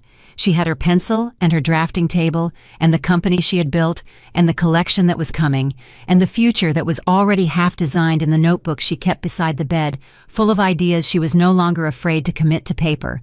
She was 34 years old, and she was just beginning. The private equity proposal sat on Emily's desk for exactly 5 days before she made her decision. She had read it 3 times, had her financial team run independent projections, had called 2 trusted advisors, whose judgment she valued above almost everyone else's, and had sat alone in the Cannon Beach house on a Sunday evening with the numbers spread across the kitchen table, and her grandfather's voice in her head telling her the same thing. It always told her, know what you're trading and know what you're keeping. What the San Francisco group was offering was significant. A minority stake at a valuation of $2.1 billion, which would give Carter Design the capital to accelerate its East Coast expansion by approximately 18 months and open 3 additional studios simultaneously rather than sequentially. On paper, it was the kind of offer that made sophisticated investors set down their coffee and lean forward. But Emily had not built Carter Design to hand any piece of it to people who would want a seat at the table before they had earned the right to understand what the table meant. She had spent 3 years being a passenger in someone else's vision. She was not going to repeat that dynamic with her own company, no matter how many zeros were attached to the offer. She called the San Francisco group on Monday morning at 8 o'clock sharp. We're declining, she said. Not because the terms aren't fair, they are. But we're not at the stage where outside capital serves the company better than it serves the investors, and I don't take money when that equation is reversed. There was a pause on the other end. The man she was speaking to, a partner named Gregory Holt, who had been doing this for 20 years and was not accustomed to being declined politely and precisely before 9 in the morning, said, "That's an unusual position for a company at your growth stage." "I'm an unusual company," Emily said. "I appreciate the interest, and I'd welcome a conversation again in 12 months. She ended the call and walked into the studio where Renata was already at her workstation, and Daniel was pinning material samples to the reference board. "Well?" Renata asked. "We're doing it ourselves," Emily said. Renata did not look surprised. She looked like a woman who had known her employer for long enough to understand that this was always what was going to happen and had simply been waiting for the official confirmation. "I'll revise the expansion timeline," she said. "Keep the New York pieces on schedule," Emily said. "Everything else we pace to our own cash flow. I'd rather grow slowly and own it completely than grow fast and spend the next 3 years explaining our decisions to people who don't understand what we make." Daniel turned from the reference board. "For what it's worth, I think that's the right call." "I know it is," Emily said. She poured herself coffee from the studio's small kitchen and went to her office and started the day. It was December now, 14 weeks since the airport and Carter Design had become quietly, steadily in the way that things Emily built always became something that the right people were taking very seriously. The Architectural Digest feature had done what good editorial coverage does when the subject is genuinely worth covering it, had filtered into conversations Emily wasn't in, passed through networks she hadn't directly cultivated, arrived in the hands of people who read it, and then read it again, and then made phone calls. She was fielding 6 to 8 substantive business inquiries a week. She was managing a team that had grown from 7 to 11.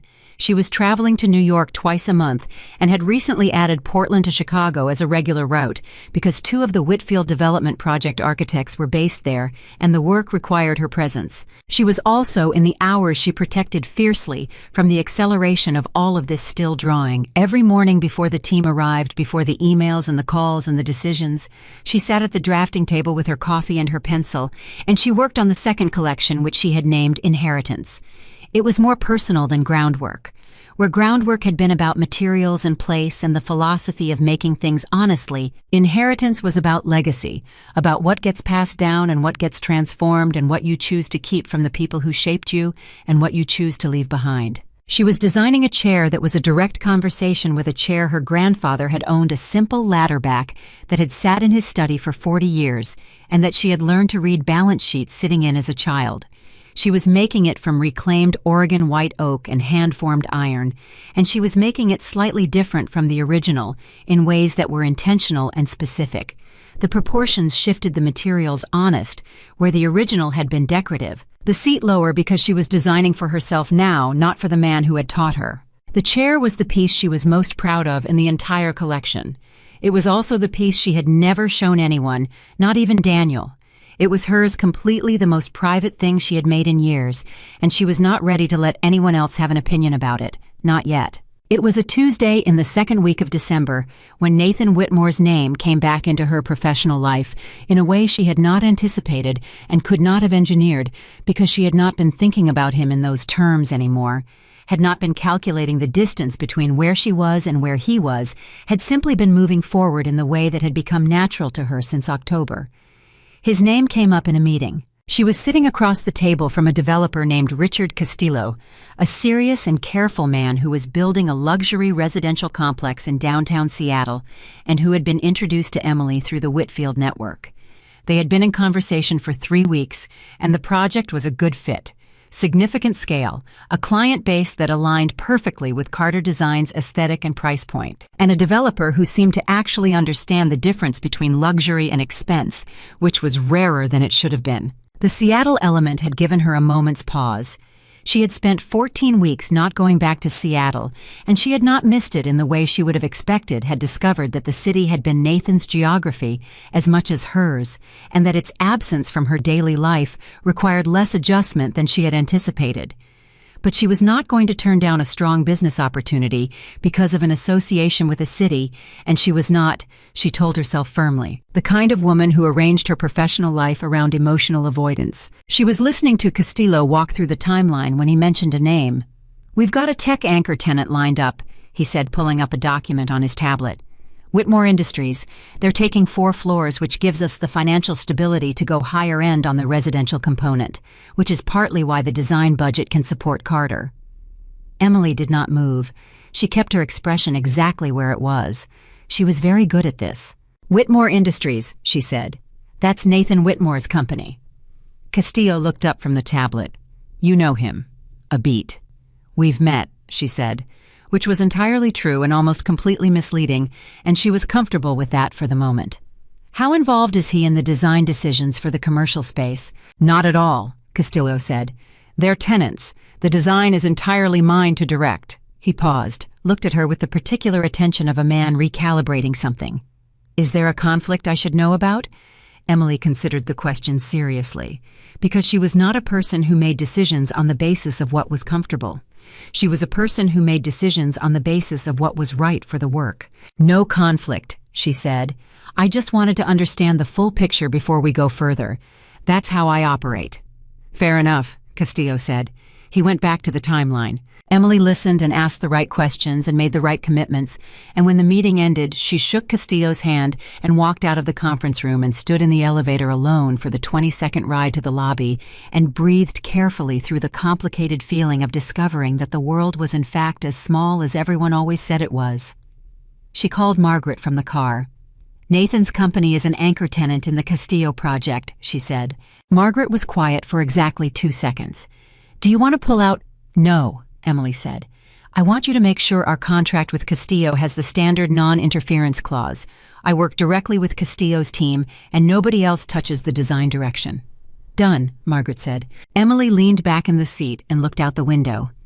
Portland in December, gray and lit and moving. She thought about Nathan in Seattle, 4 floors of his company, in a building she was about to design. She thought about how thoroughly a life could restructure itself in 14 weeks. She thought about her grandfather, who had always said that the most interesting test of a person's character was not how they behaved when things were going well, but how they behaved when the people who had underestimated them came back into view. She thought she was passing that test. She intended to keep passing it. She went back to the studio. The twist came 17 days later, and it did not come gently. It was a Thursday evening after 8, and Emily was the last person in the studio. The team had gone home hours ago. Renata had left at 6 with a wave and a reminder about the morning's 9 o'clock call, and Emily had stayed because she was close to finishing the iron joinery specification for the inheritance chair, and she did not want to lose the thread of it by stopping and starting again in the morning. Her phone rang. She glanced at it. The number was Nathan's direct line, not his office line, not a number she had blocked because she had never blocked it, because blocking it would have required a petty energy she didn't have in her. She stared at the screen for 4 full rings. Then she answered. Emily. His voice was careful. Not the careful of rehearsal, she knew that sound, but the careful of someone who was working to say something true and was not entirely sure the true thing was welcome. Nathan, she said, it's late. I know, I'm sorry. A pause. I heard about the Castillo project. I needed to make sure you knew that I had nothing to do with the way that happened. With your name coming up in connection with my space, I didn't engineer it. She believed him. She had already believed him, actually, because it was not the kind of move Nathan would make, too indirect, too dependent on coincidence. Nathan Whitmore, whatever his failures as a husband, was not a man who worked in indirect moves. I know you didn't, she said. Okay. A breath. I also wanted to say I saw the Whitfield announcement, and I've been hearing your name in rooms I would never have expected to hear it in 6 months ago. 6 months ago you didn't know who I was, she said, not harshly, just plainly. No, he said, I didn't.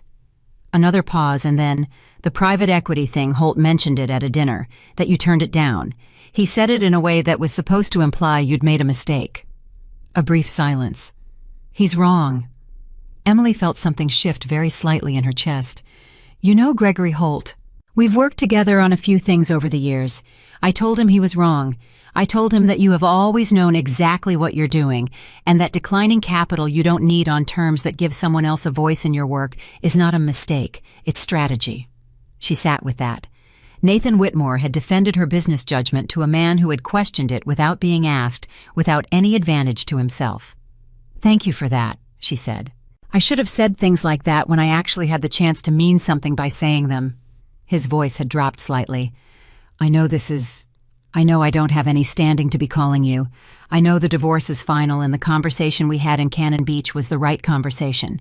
I'm not calling to undo any of that. Then why are you calling? I was quiet for a moment. And then he said something she had not expected, something that was clearly difficult for him to say, and that he was saying anyway, which was in itself more than he had offered her in the last year of their marriage. Because I wanted you to hear from me directly that I am proud of you, he said. Not as your ex-husband, not with any claim on it, just as a person who had the extraordinary luck of being in your life and was too stupid to understand what that meant while it was happening. You built something real. You've always been building something real. And you deserve to have someone tell you that who actually knows what it cost you. Emily sat very still in the studio, surrounded by the work she had built, the designs she had drawn, the evidence spread across every surface of the person she had always been and had finally stopped apologizing for. She did not cry. She had cried for Nathan Whitmore precisely once on the second night in Cannon Beach, quietly and completely, and without anyone watching, and then she had put that grief down and not picked it up again. But she felt the words. She felt them land. I know what it cost, she said quietly, and I'd do it all again because it brought me here. I know, he said. I'm glad it brought you here, even though I understand what I lost in the process. A long silence, not an uncomfortable one. The particular silence of two people who have said the honest thing and are allowing it to exist without rushing past it. Nathan, she said finally, you should find someone who is the most important person in the room for you. Not the most convenient, not the most available, the most important. Promise me you'll hold out for that. He was quiet for a moment. I'm working on being the kind of person who deserves that, he said. Good, she said. That's the right order of operations. Take care of yourself, Emily. I do, she said. I always have. She ended the call and set the phone down on the drafting table and looked at the inheritance chair specification in front of her. She looked at it for a long time. Then she picked up her pencil and made 3 small adjustments to the joinery notes, the ones she had been working toward all evening, the ones that had been slightly wrong until just now. She finished the specification.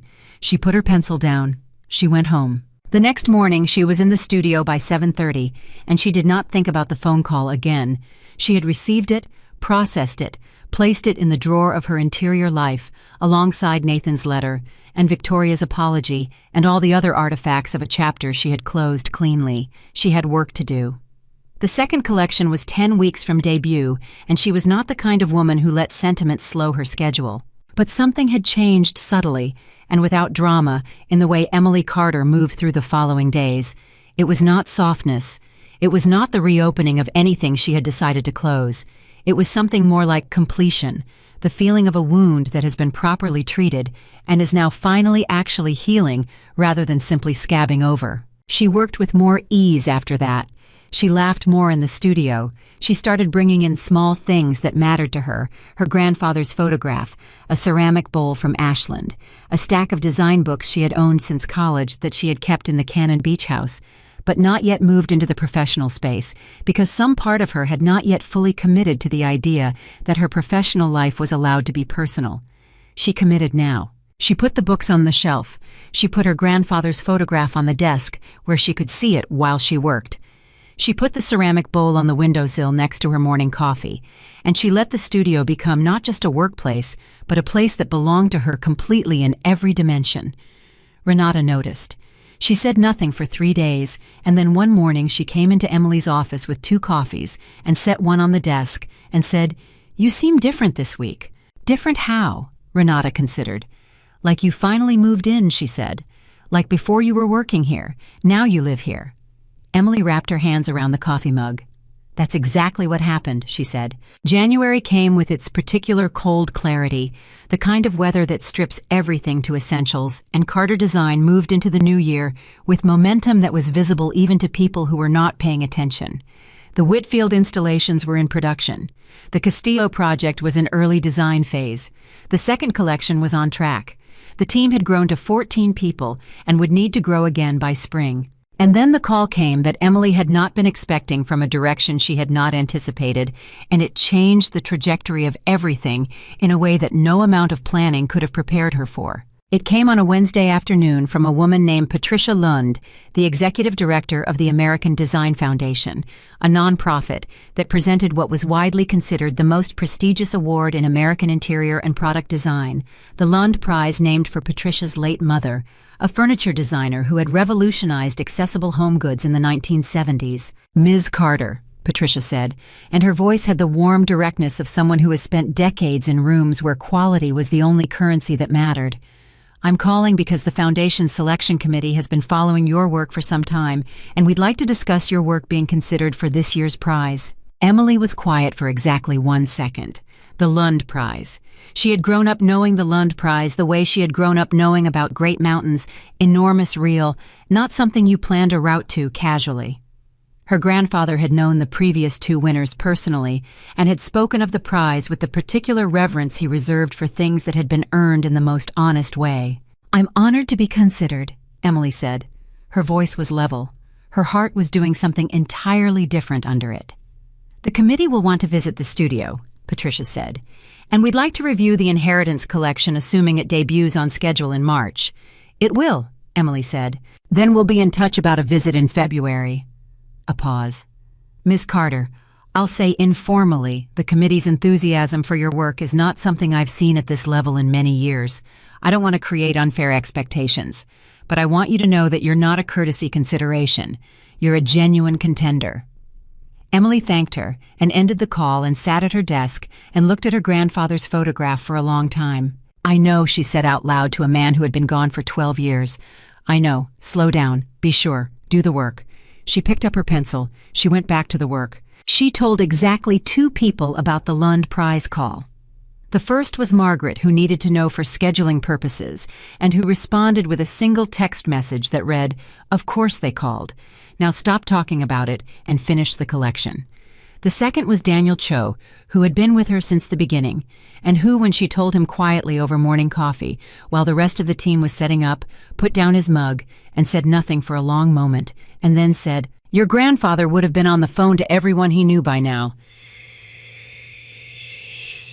"I know," Emily said. "That's not how I do it." "I know," he said. "That's why they called." The story would have been entirely private.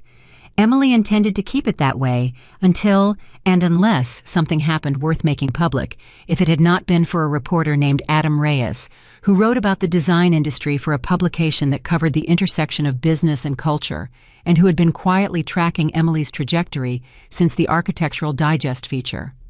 He had sources in multiple parts of her professional network, because good reporters always have sources, and one of those sources mentioned the Lund Prize conversation in a way that was not specifically authorized and was not specifically denied, and Adam Reyes was good at his job. He called Emily directly. She respected directness. "I'm not confirming anything about the Lund Prize," she said. "What I will confirm is that Carter Design is on track for a March debut of its second collection, and that we're in active design work on 3 significant projects I can't name yet." "Can I ask you one question off the record?" he said. "You can ask. Whether I answer is a separate question." A brief pause.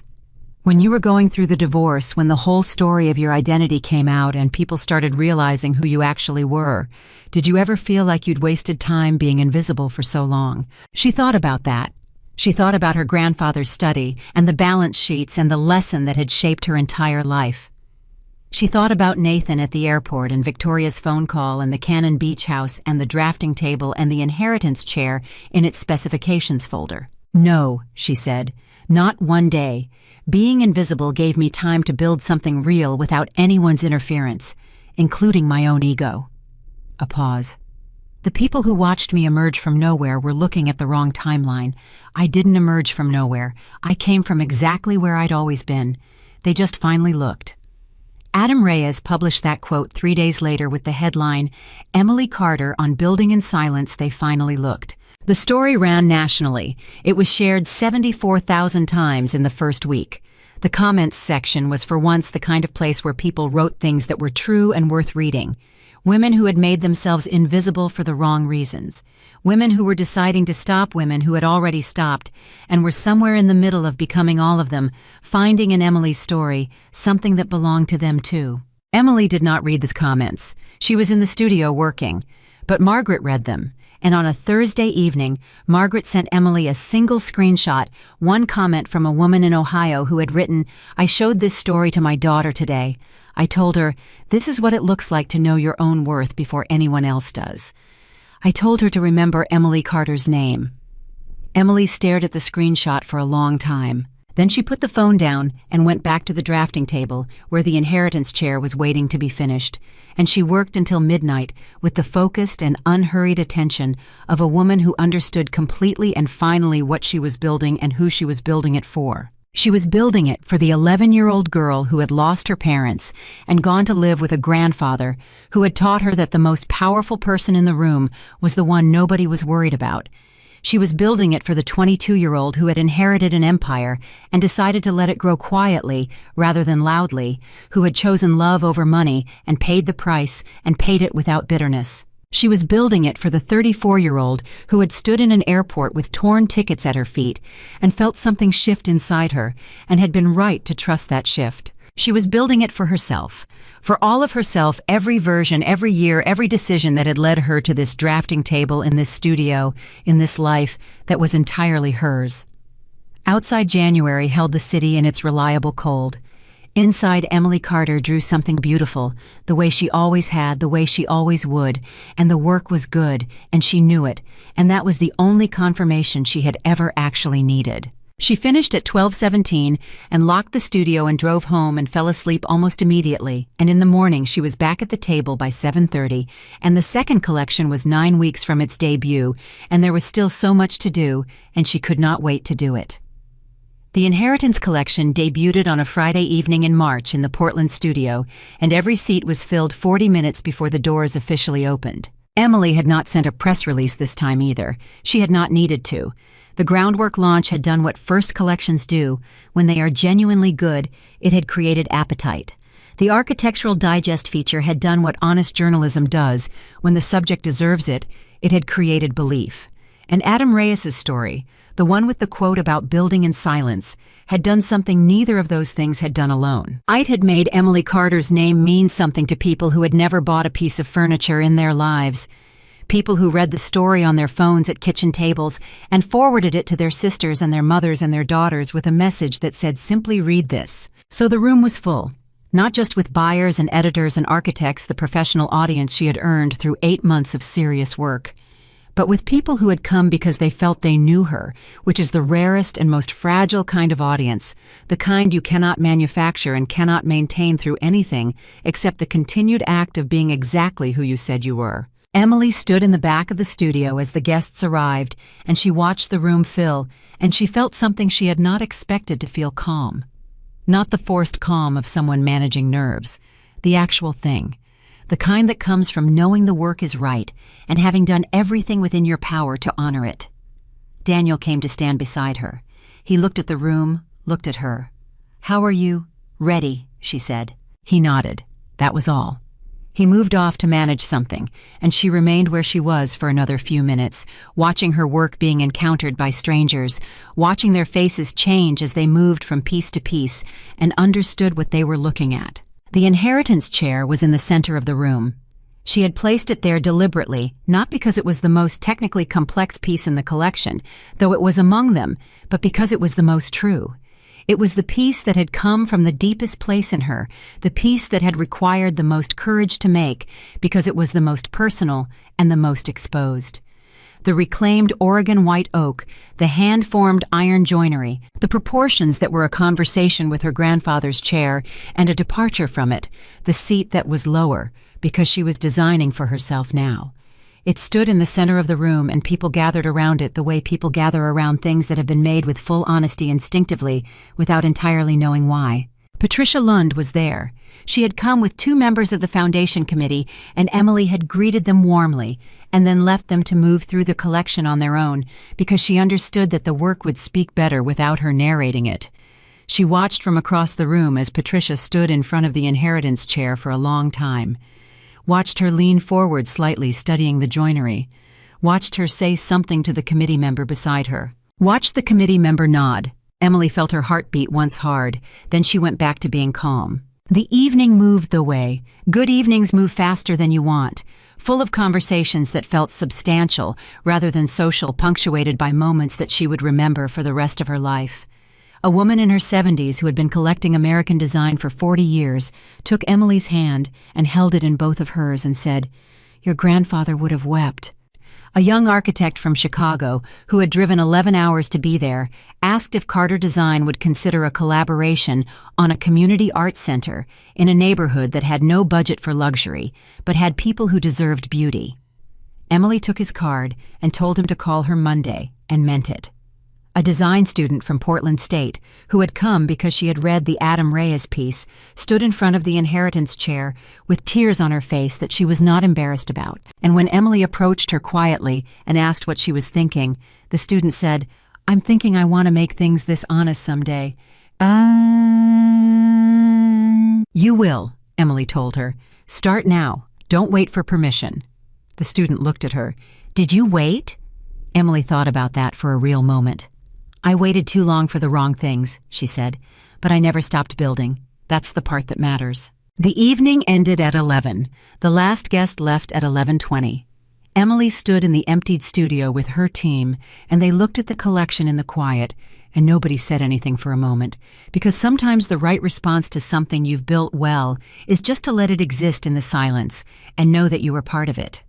Then Renata said, 41 pieces, 38 sold tonight. Daniel said, "The chair." "Not for sale," Emily said. She had decided that 3 weeks ago and had not told anyone until now. The chair was going to the foundation. Not the Lund Foundation, she did not want to presume. Her own family foundation, the Carter Foundation, which her grandfather had established and which she had been quietly building back up over the past 2 years. The chair would be the centerpiece of the foundation's first public exhibition, a traveling show of American craft that she had been planning in the background of everything else, the project she had not mentioned to anyone because it was too important to discuss before it was ready. Renata did not question the decision. She simply made a note. "Go home," Emily told her team. "All of you. You built something real tonight. Take the weekend." They filed out with the particular satisfied exhaustion of people who have worked hard on something worth working hard on, and Emily stayed behind and turned off all the lights except the one over the inheritance chair, and she stood in the dark and looked at it. "We did it, Grandpa," she said quietly. She was not embarrassed about talking to a dead man. He would have talked back if he could, and she knew exactly what he would have said. "Stop standing around. What's next?" She laughed. She turned off the last light. She went home. The Lund Prize call came on a Monday morning 3 weeks later at 9:03 before Emily had finished her first coffee. Patricia Lund called personally. That was the first signal Emily had dealt with the foundation staff in all their previous communications, and Patricia herself was on the line. "Emily," she said, "I'm calling with news I hope you'll receive well." Emily set down the coffee mug. "Tell me." The Foundation Selection Committee has voted unanimously to award the Lund Prize to Carter Design for the Inheritance Collection, and for the body of work represented by both collections and the studio's founding philosophy. A brief pause. "You are the youngest recipient in the prize's history, and the first to receive a unanimous vote in 11 years. Emily closed her eyes for exactly 3 seconds. She thought about the airport. She thought about torn tickets on a floor. She thought about the Cannon Beach House in October, and the drafting table, and the January nights she had worked past midnight, and the woman in Ohio who had shown her daughter a photograph and said, "Remember this name." "I'm honored," she said. Her voice was steady. "Deeply honored." "The ceremony is in May in New York," Patricia said. "We'll be in touch about the details, but Emily, I want to say something personally if I may." "Please." "My mother built things quietly for 30 years before anyone understood what she was doing. She used to say that the work doesn't care how long it takes you to see it. The work is just the work." A brief pause. "When I walked into your studio in March and saw the inheritance chair, I understood that you know what she meant." The committee agreed. Emily was quiet for a moment. "Your mother's work is part of why I became a designer," she said. "I had a book of her pieces when I was 17. I read it until the spine broke." Patricia laughed a warm, real laugh. "She would have loved that," she said. "I'll see you in May." Emily ended the call and sat at her kitchen table in the Cannon Beach House and did not move for 4 full minutes.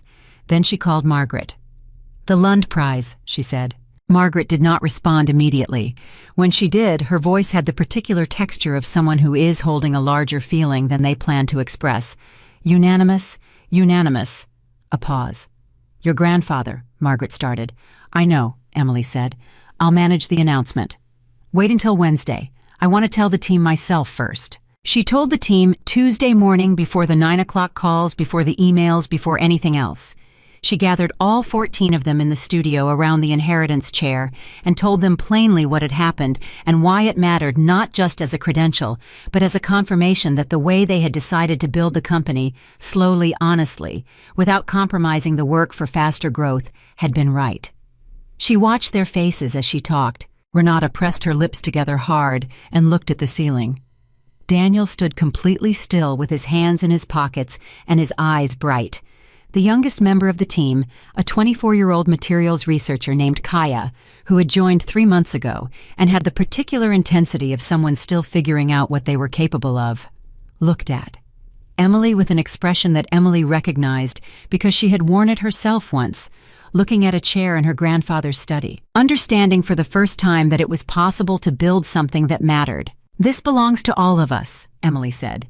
You built this with me. I need you to know that. Renata, who had been holding the ceiling together with her eyes, looked back down and said, When do we start the third collection? Emily looked at her for a moment, and then laughed the same unguarded laugh she had rediscovered in the past 8 months, the one that had come back to her, along with everything else she had stopped suppressing.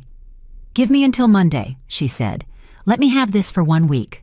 1 week, Renata agreed. She was already making a note. The announcement went out Wednesday morning. Margaret had prepared it with the clean precision that characterized everything she did.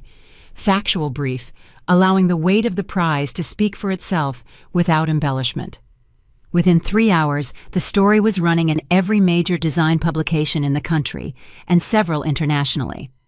By end of day, Emily's inbox contained 412 messages that Margaret would triage and respond to on her behalf, 37 of which were substantive business inquiries that would require Emily's direct attention over the following 2 weeks, and one of which was from Nathan Whitmore. He had emailed, not called. She thought that was right. He had understood at some point in the past 5 months the difference between contact that was for him and contact that was for her, and an email was the form that asked least of her and left the most in her hands. The email was 4 sentences. She read them standing at her studio window with her coffee going cold beside her. He wrote, I heard about the Lund Prize this morning. I'm not surprised because you were always going to be exactly this. I just didn't have the eyes to see it when I had the chance. Congratulations, Emily, you earned every word of this. She read it twice. She thought about the man who had torn tickets in an airport, and the man who had defended her business judgment to Gregory Holt, and the man who had written 4 pages in careful handwriting about moving forward at the cost of leaving things behind. She thought about how a person could be all of those things simultaneously, and how love and failure and growth were not sequential in real life the way they were in the stories people told about real life. She typed back 3 words, Thank you, Nathan. She sent it. She put the phone face down.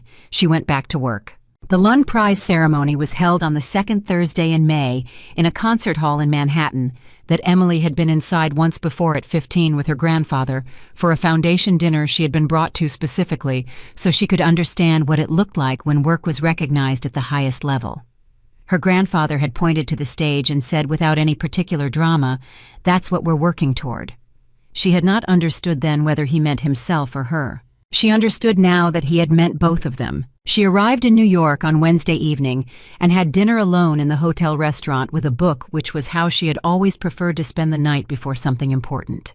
She ordered well and ate slowly and read without rushing and went to bed at 10 and slept without difficulty. On Thursday morning, she called Renata for a studio update, called Margaret for the week's schedule review, reviewed 2 design documents Daniel had sent for the Castillo project, and then put work away for the rest of the day. She had her hair done at noon. She put on the dress she had chosen 3 weeks ago, a deep navy with clean lines and a simplicity that she knew worked for her in the way that simple things work for people who are comfortable in their own presence. She put on the earrings her grandfather had given her mother, which her mother had left her, which were the only jewelry she owned that she would not have replaced if they were lost because they could not be replaced. She looked at herself in the mirror for exactly long enough to confirm that she looked like herself, and then she went downstairs. The hall was full when she arrived. 600 people, the design industry's most significant gathering of the year, and Emily moved through it with the ease of a woman who had spent 34 years learning the most valuable lesson her grandfather had ever taught her. The most powerful person in the room is the one nobody is worried about. Nobody was worried about Emily Carter. They were simply watching her with the specific attention you give to someone who has earned it, the kind that asks nothing and gives everything. She spoke to Patricia Lund and to 2 of the committee members she had met in February. She spoke to Claire Brennan from Architectural Digest, who told her the original feature had been the most read design piece the magazine had published in 4 years. She spoke to James Whitfield, who had flown in from New York specifically for the evening, and who shook her hand and said, "I want to talk about the next 3 projects when you're ready." And she said, "Call Renata Monday." She spoke to the young architect from Chicago, who had driven 11 hours to the Inheritance debut, who had received the call back she had promised, and who was now in the preliminary stages of a Carter design consultation for the Community Arts Center. His eyes bright with the particular energy of someone who has seen a door open that they thought was permanently closed. She was standing near the bar, speaking to a collector she had met through the Whitfield network, when she felt the particular shift in a room that happens when someone arrives who changes its social geometry. Not loudly, not dramatically, the way gravity works invisible but immediate. She turned. Nathan Whitmore was standing near the entrance. She had not known he would be there.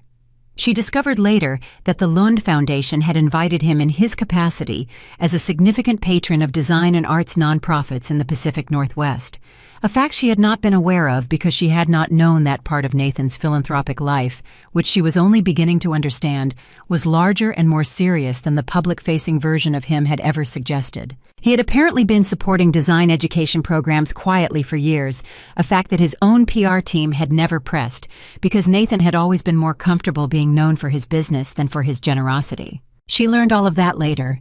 In the moment, she saw him standing at the entrance in a dark suit looking for someone to greet, and then looking up and across the room. Their eyes met. He did not move toward her immediately. He held her gaze for a moment, and then nodded once, a small and complete acknowledgement that carried with it everything that did not need to be said again. She nodded back, and then someone came to greet him and drew him into a conversation, and Emily turned back to her own. They did not speak until the reception after the ceremony. The prize itself had been everything Emily had not let herself imagine. Patricia Lund at the podium describing the Inheritance collection in language that made Emily press her fingernails into her palm to stay present in the room, rather than disappear into the size of being so precisely understood. The unanimous vote noted publicly, which caused a sound in the audience that Emily had never heard directed at herself, the sound of 600 people exhaling at once, in something that was not quite surprise, but was something adjacent to awe. The walk to the stage, which she had made in her mind 100 times, and which in reality was 23 steps on a carpeted floor, with her grandfather's earrings and her own name, and 3 years of quiet building behind every step. She accepted the prize, and she stood at the podium, and she thanked her team by name, all 14 of them, and she thanked her grandfather. And she paused for a moment on his name in a way that told everyone listening that the pause was intentional and meant something specific. And then she said the thing she had decided to say 3 weeks ago, when she had been sitting alone in the studio with the Inheritance chair and had thought about what was true and worth saying publicly. She said, "The people who underestimate you are not your obstacles. They are your education. They teach you without intending to exactly how strong you had to become to build something they couldn't see coming. I am grateful to everyone who saw me clearly, and I am equally grateful to everyone who didn't. You all made me exactly who I am." 600 people heard that. 600 people understood that some of it was about design and some of it was about something that had happened in an airport in a storm, and that both things were true simultaneously, and that the woman at the podium had arrived at a place where both things could be true without the second one diminishing the first. She left the stage and went back to her seat, and she did not look across the room to see if Nathan had heard. She didn't need to know. The reception was held in the adjacent hall, and it was there 40 minutes in that Nathan crossed the room to where she was standing. He looked good. Not in a way that complicated anything for her. She was glad to find that his presence in a room no longer did that she could see him and recognize clearly the man she had loved and the life she had left, and feel the clean, uncomplicated wholeness of someone who has genuinely moved forward rather than performed moving forward. He looked like a man who had been working on something, the same way people look when they have turned their attention seriously inward and the work is showing.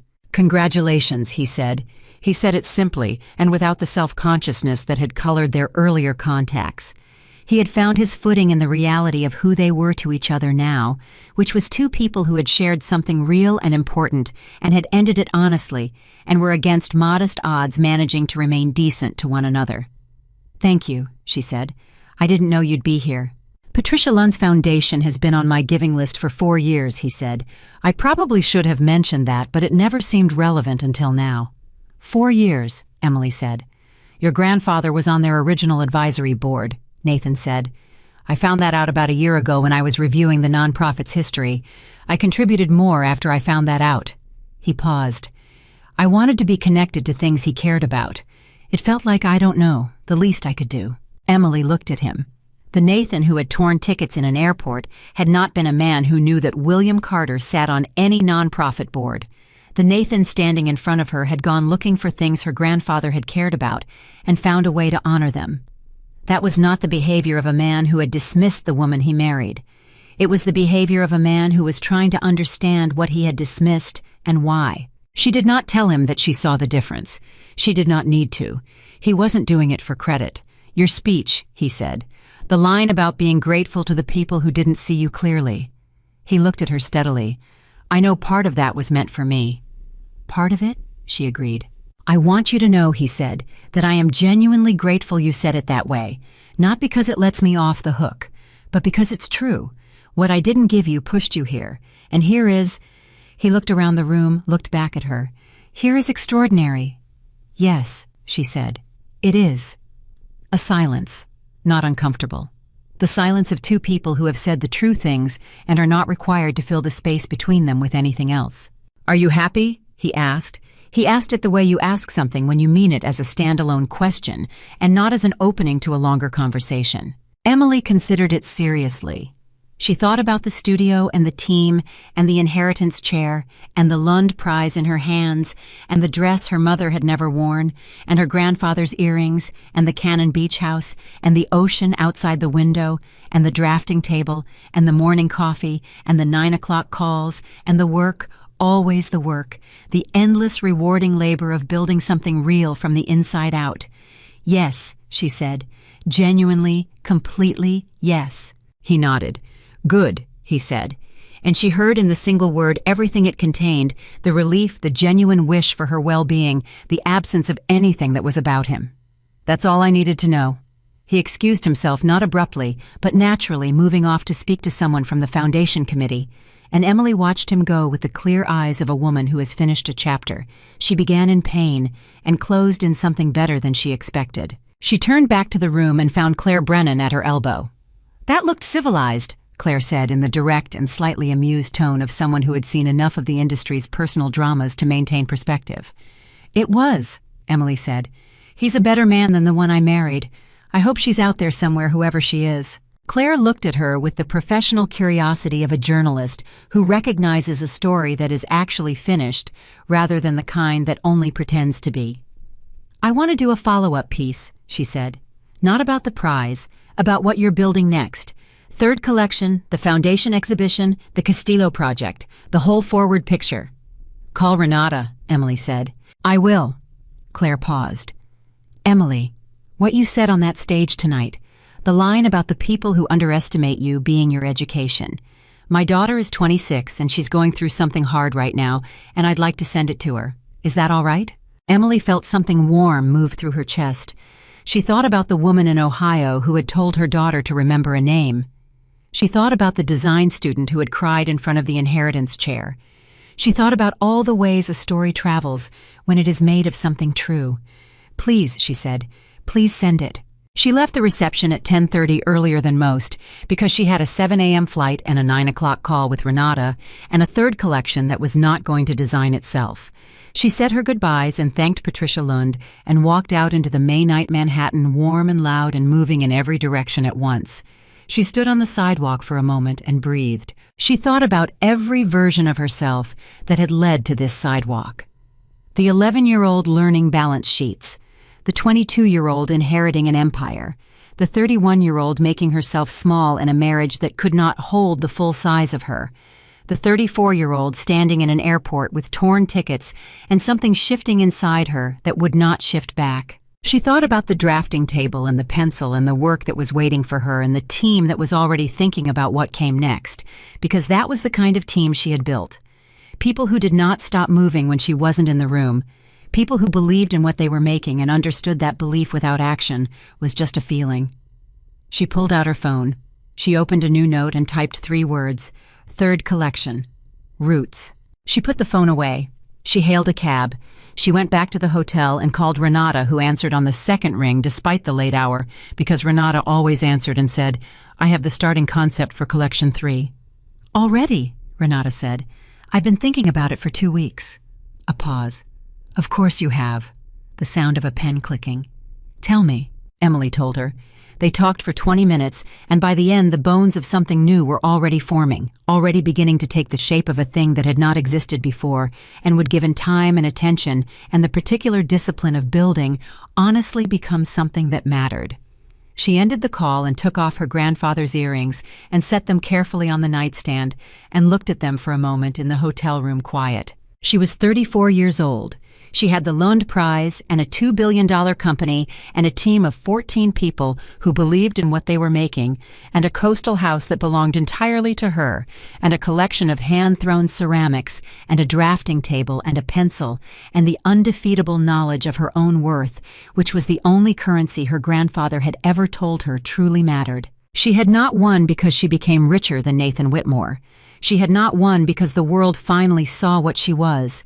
She had won the moment she walked out of an airport in a storm with a carry-on bag and a decision, and the clarity of a woman who had finally stopped waiting for someone else to confirm what she had known about herself all along. Everything after that was just the work, and the work as it had always been was exactly enough. She turned off the light. In the morning she would fly home, and Renata would have the schedule waiting, and the studio would be running before she landed, and the third collection would begin, the way all things worth building begin, with a blank page, a clear mind and a woman who knows precisely who she is and has never once needed anyone else's permission to become her. Emily Carter closed her eyes and slept, and the city moved on outside the window, and the work waited for her the way it always had, patiently, faithfully, entirely hers.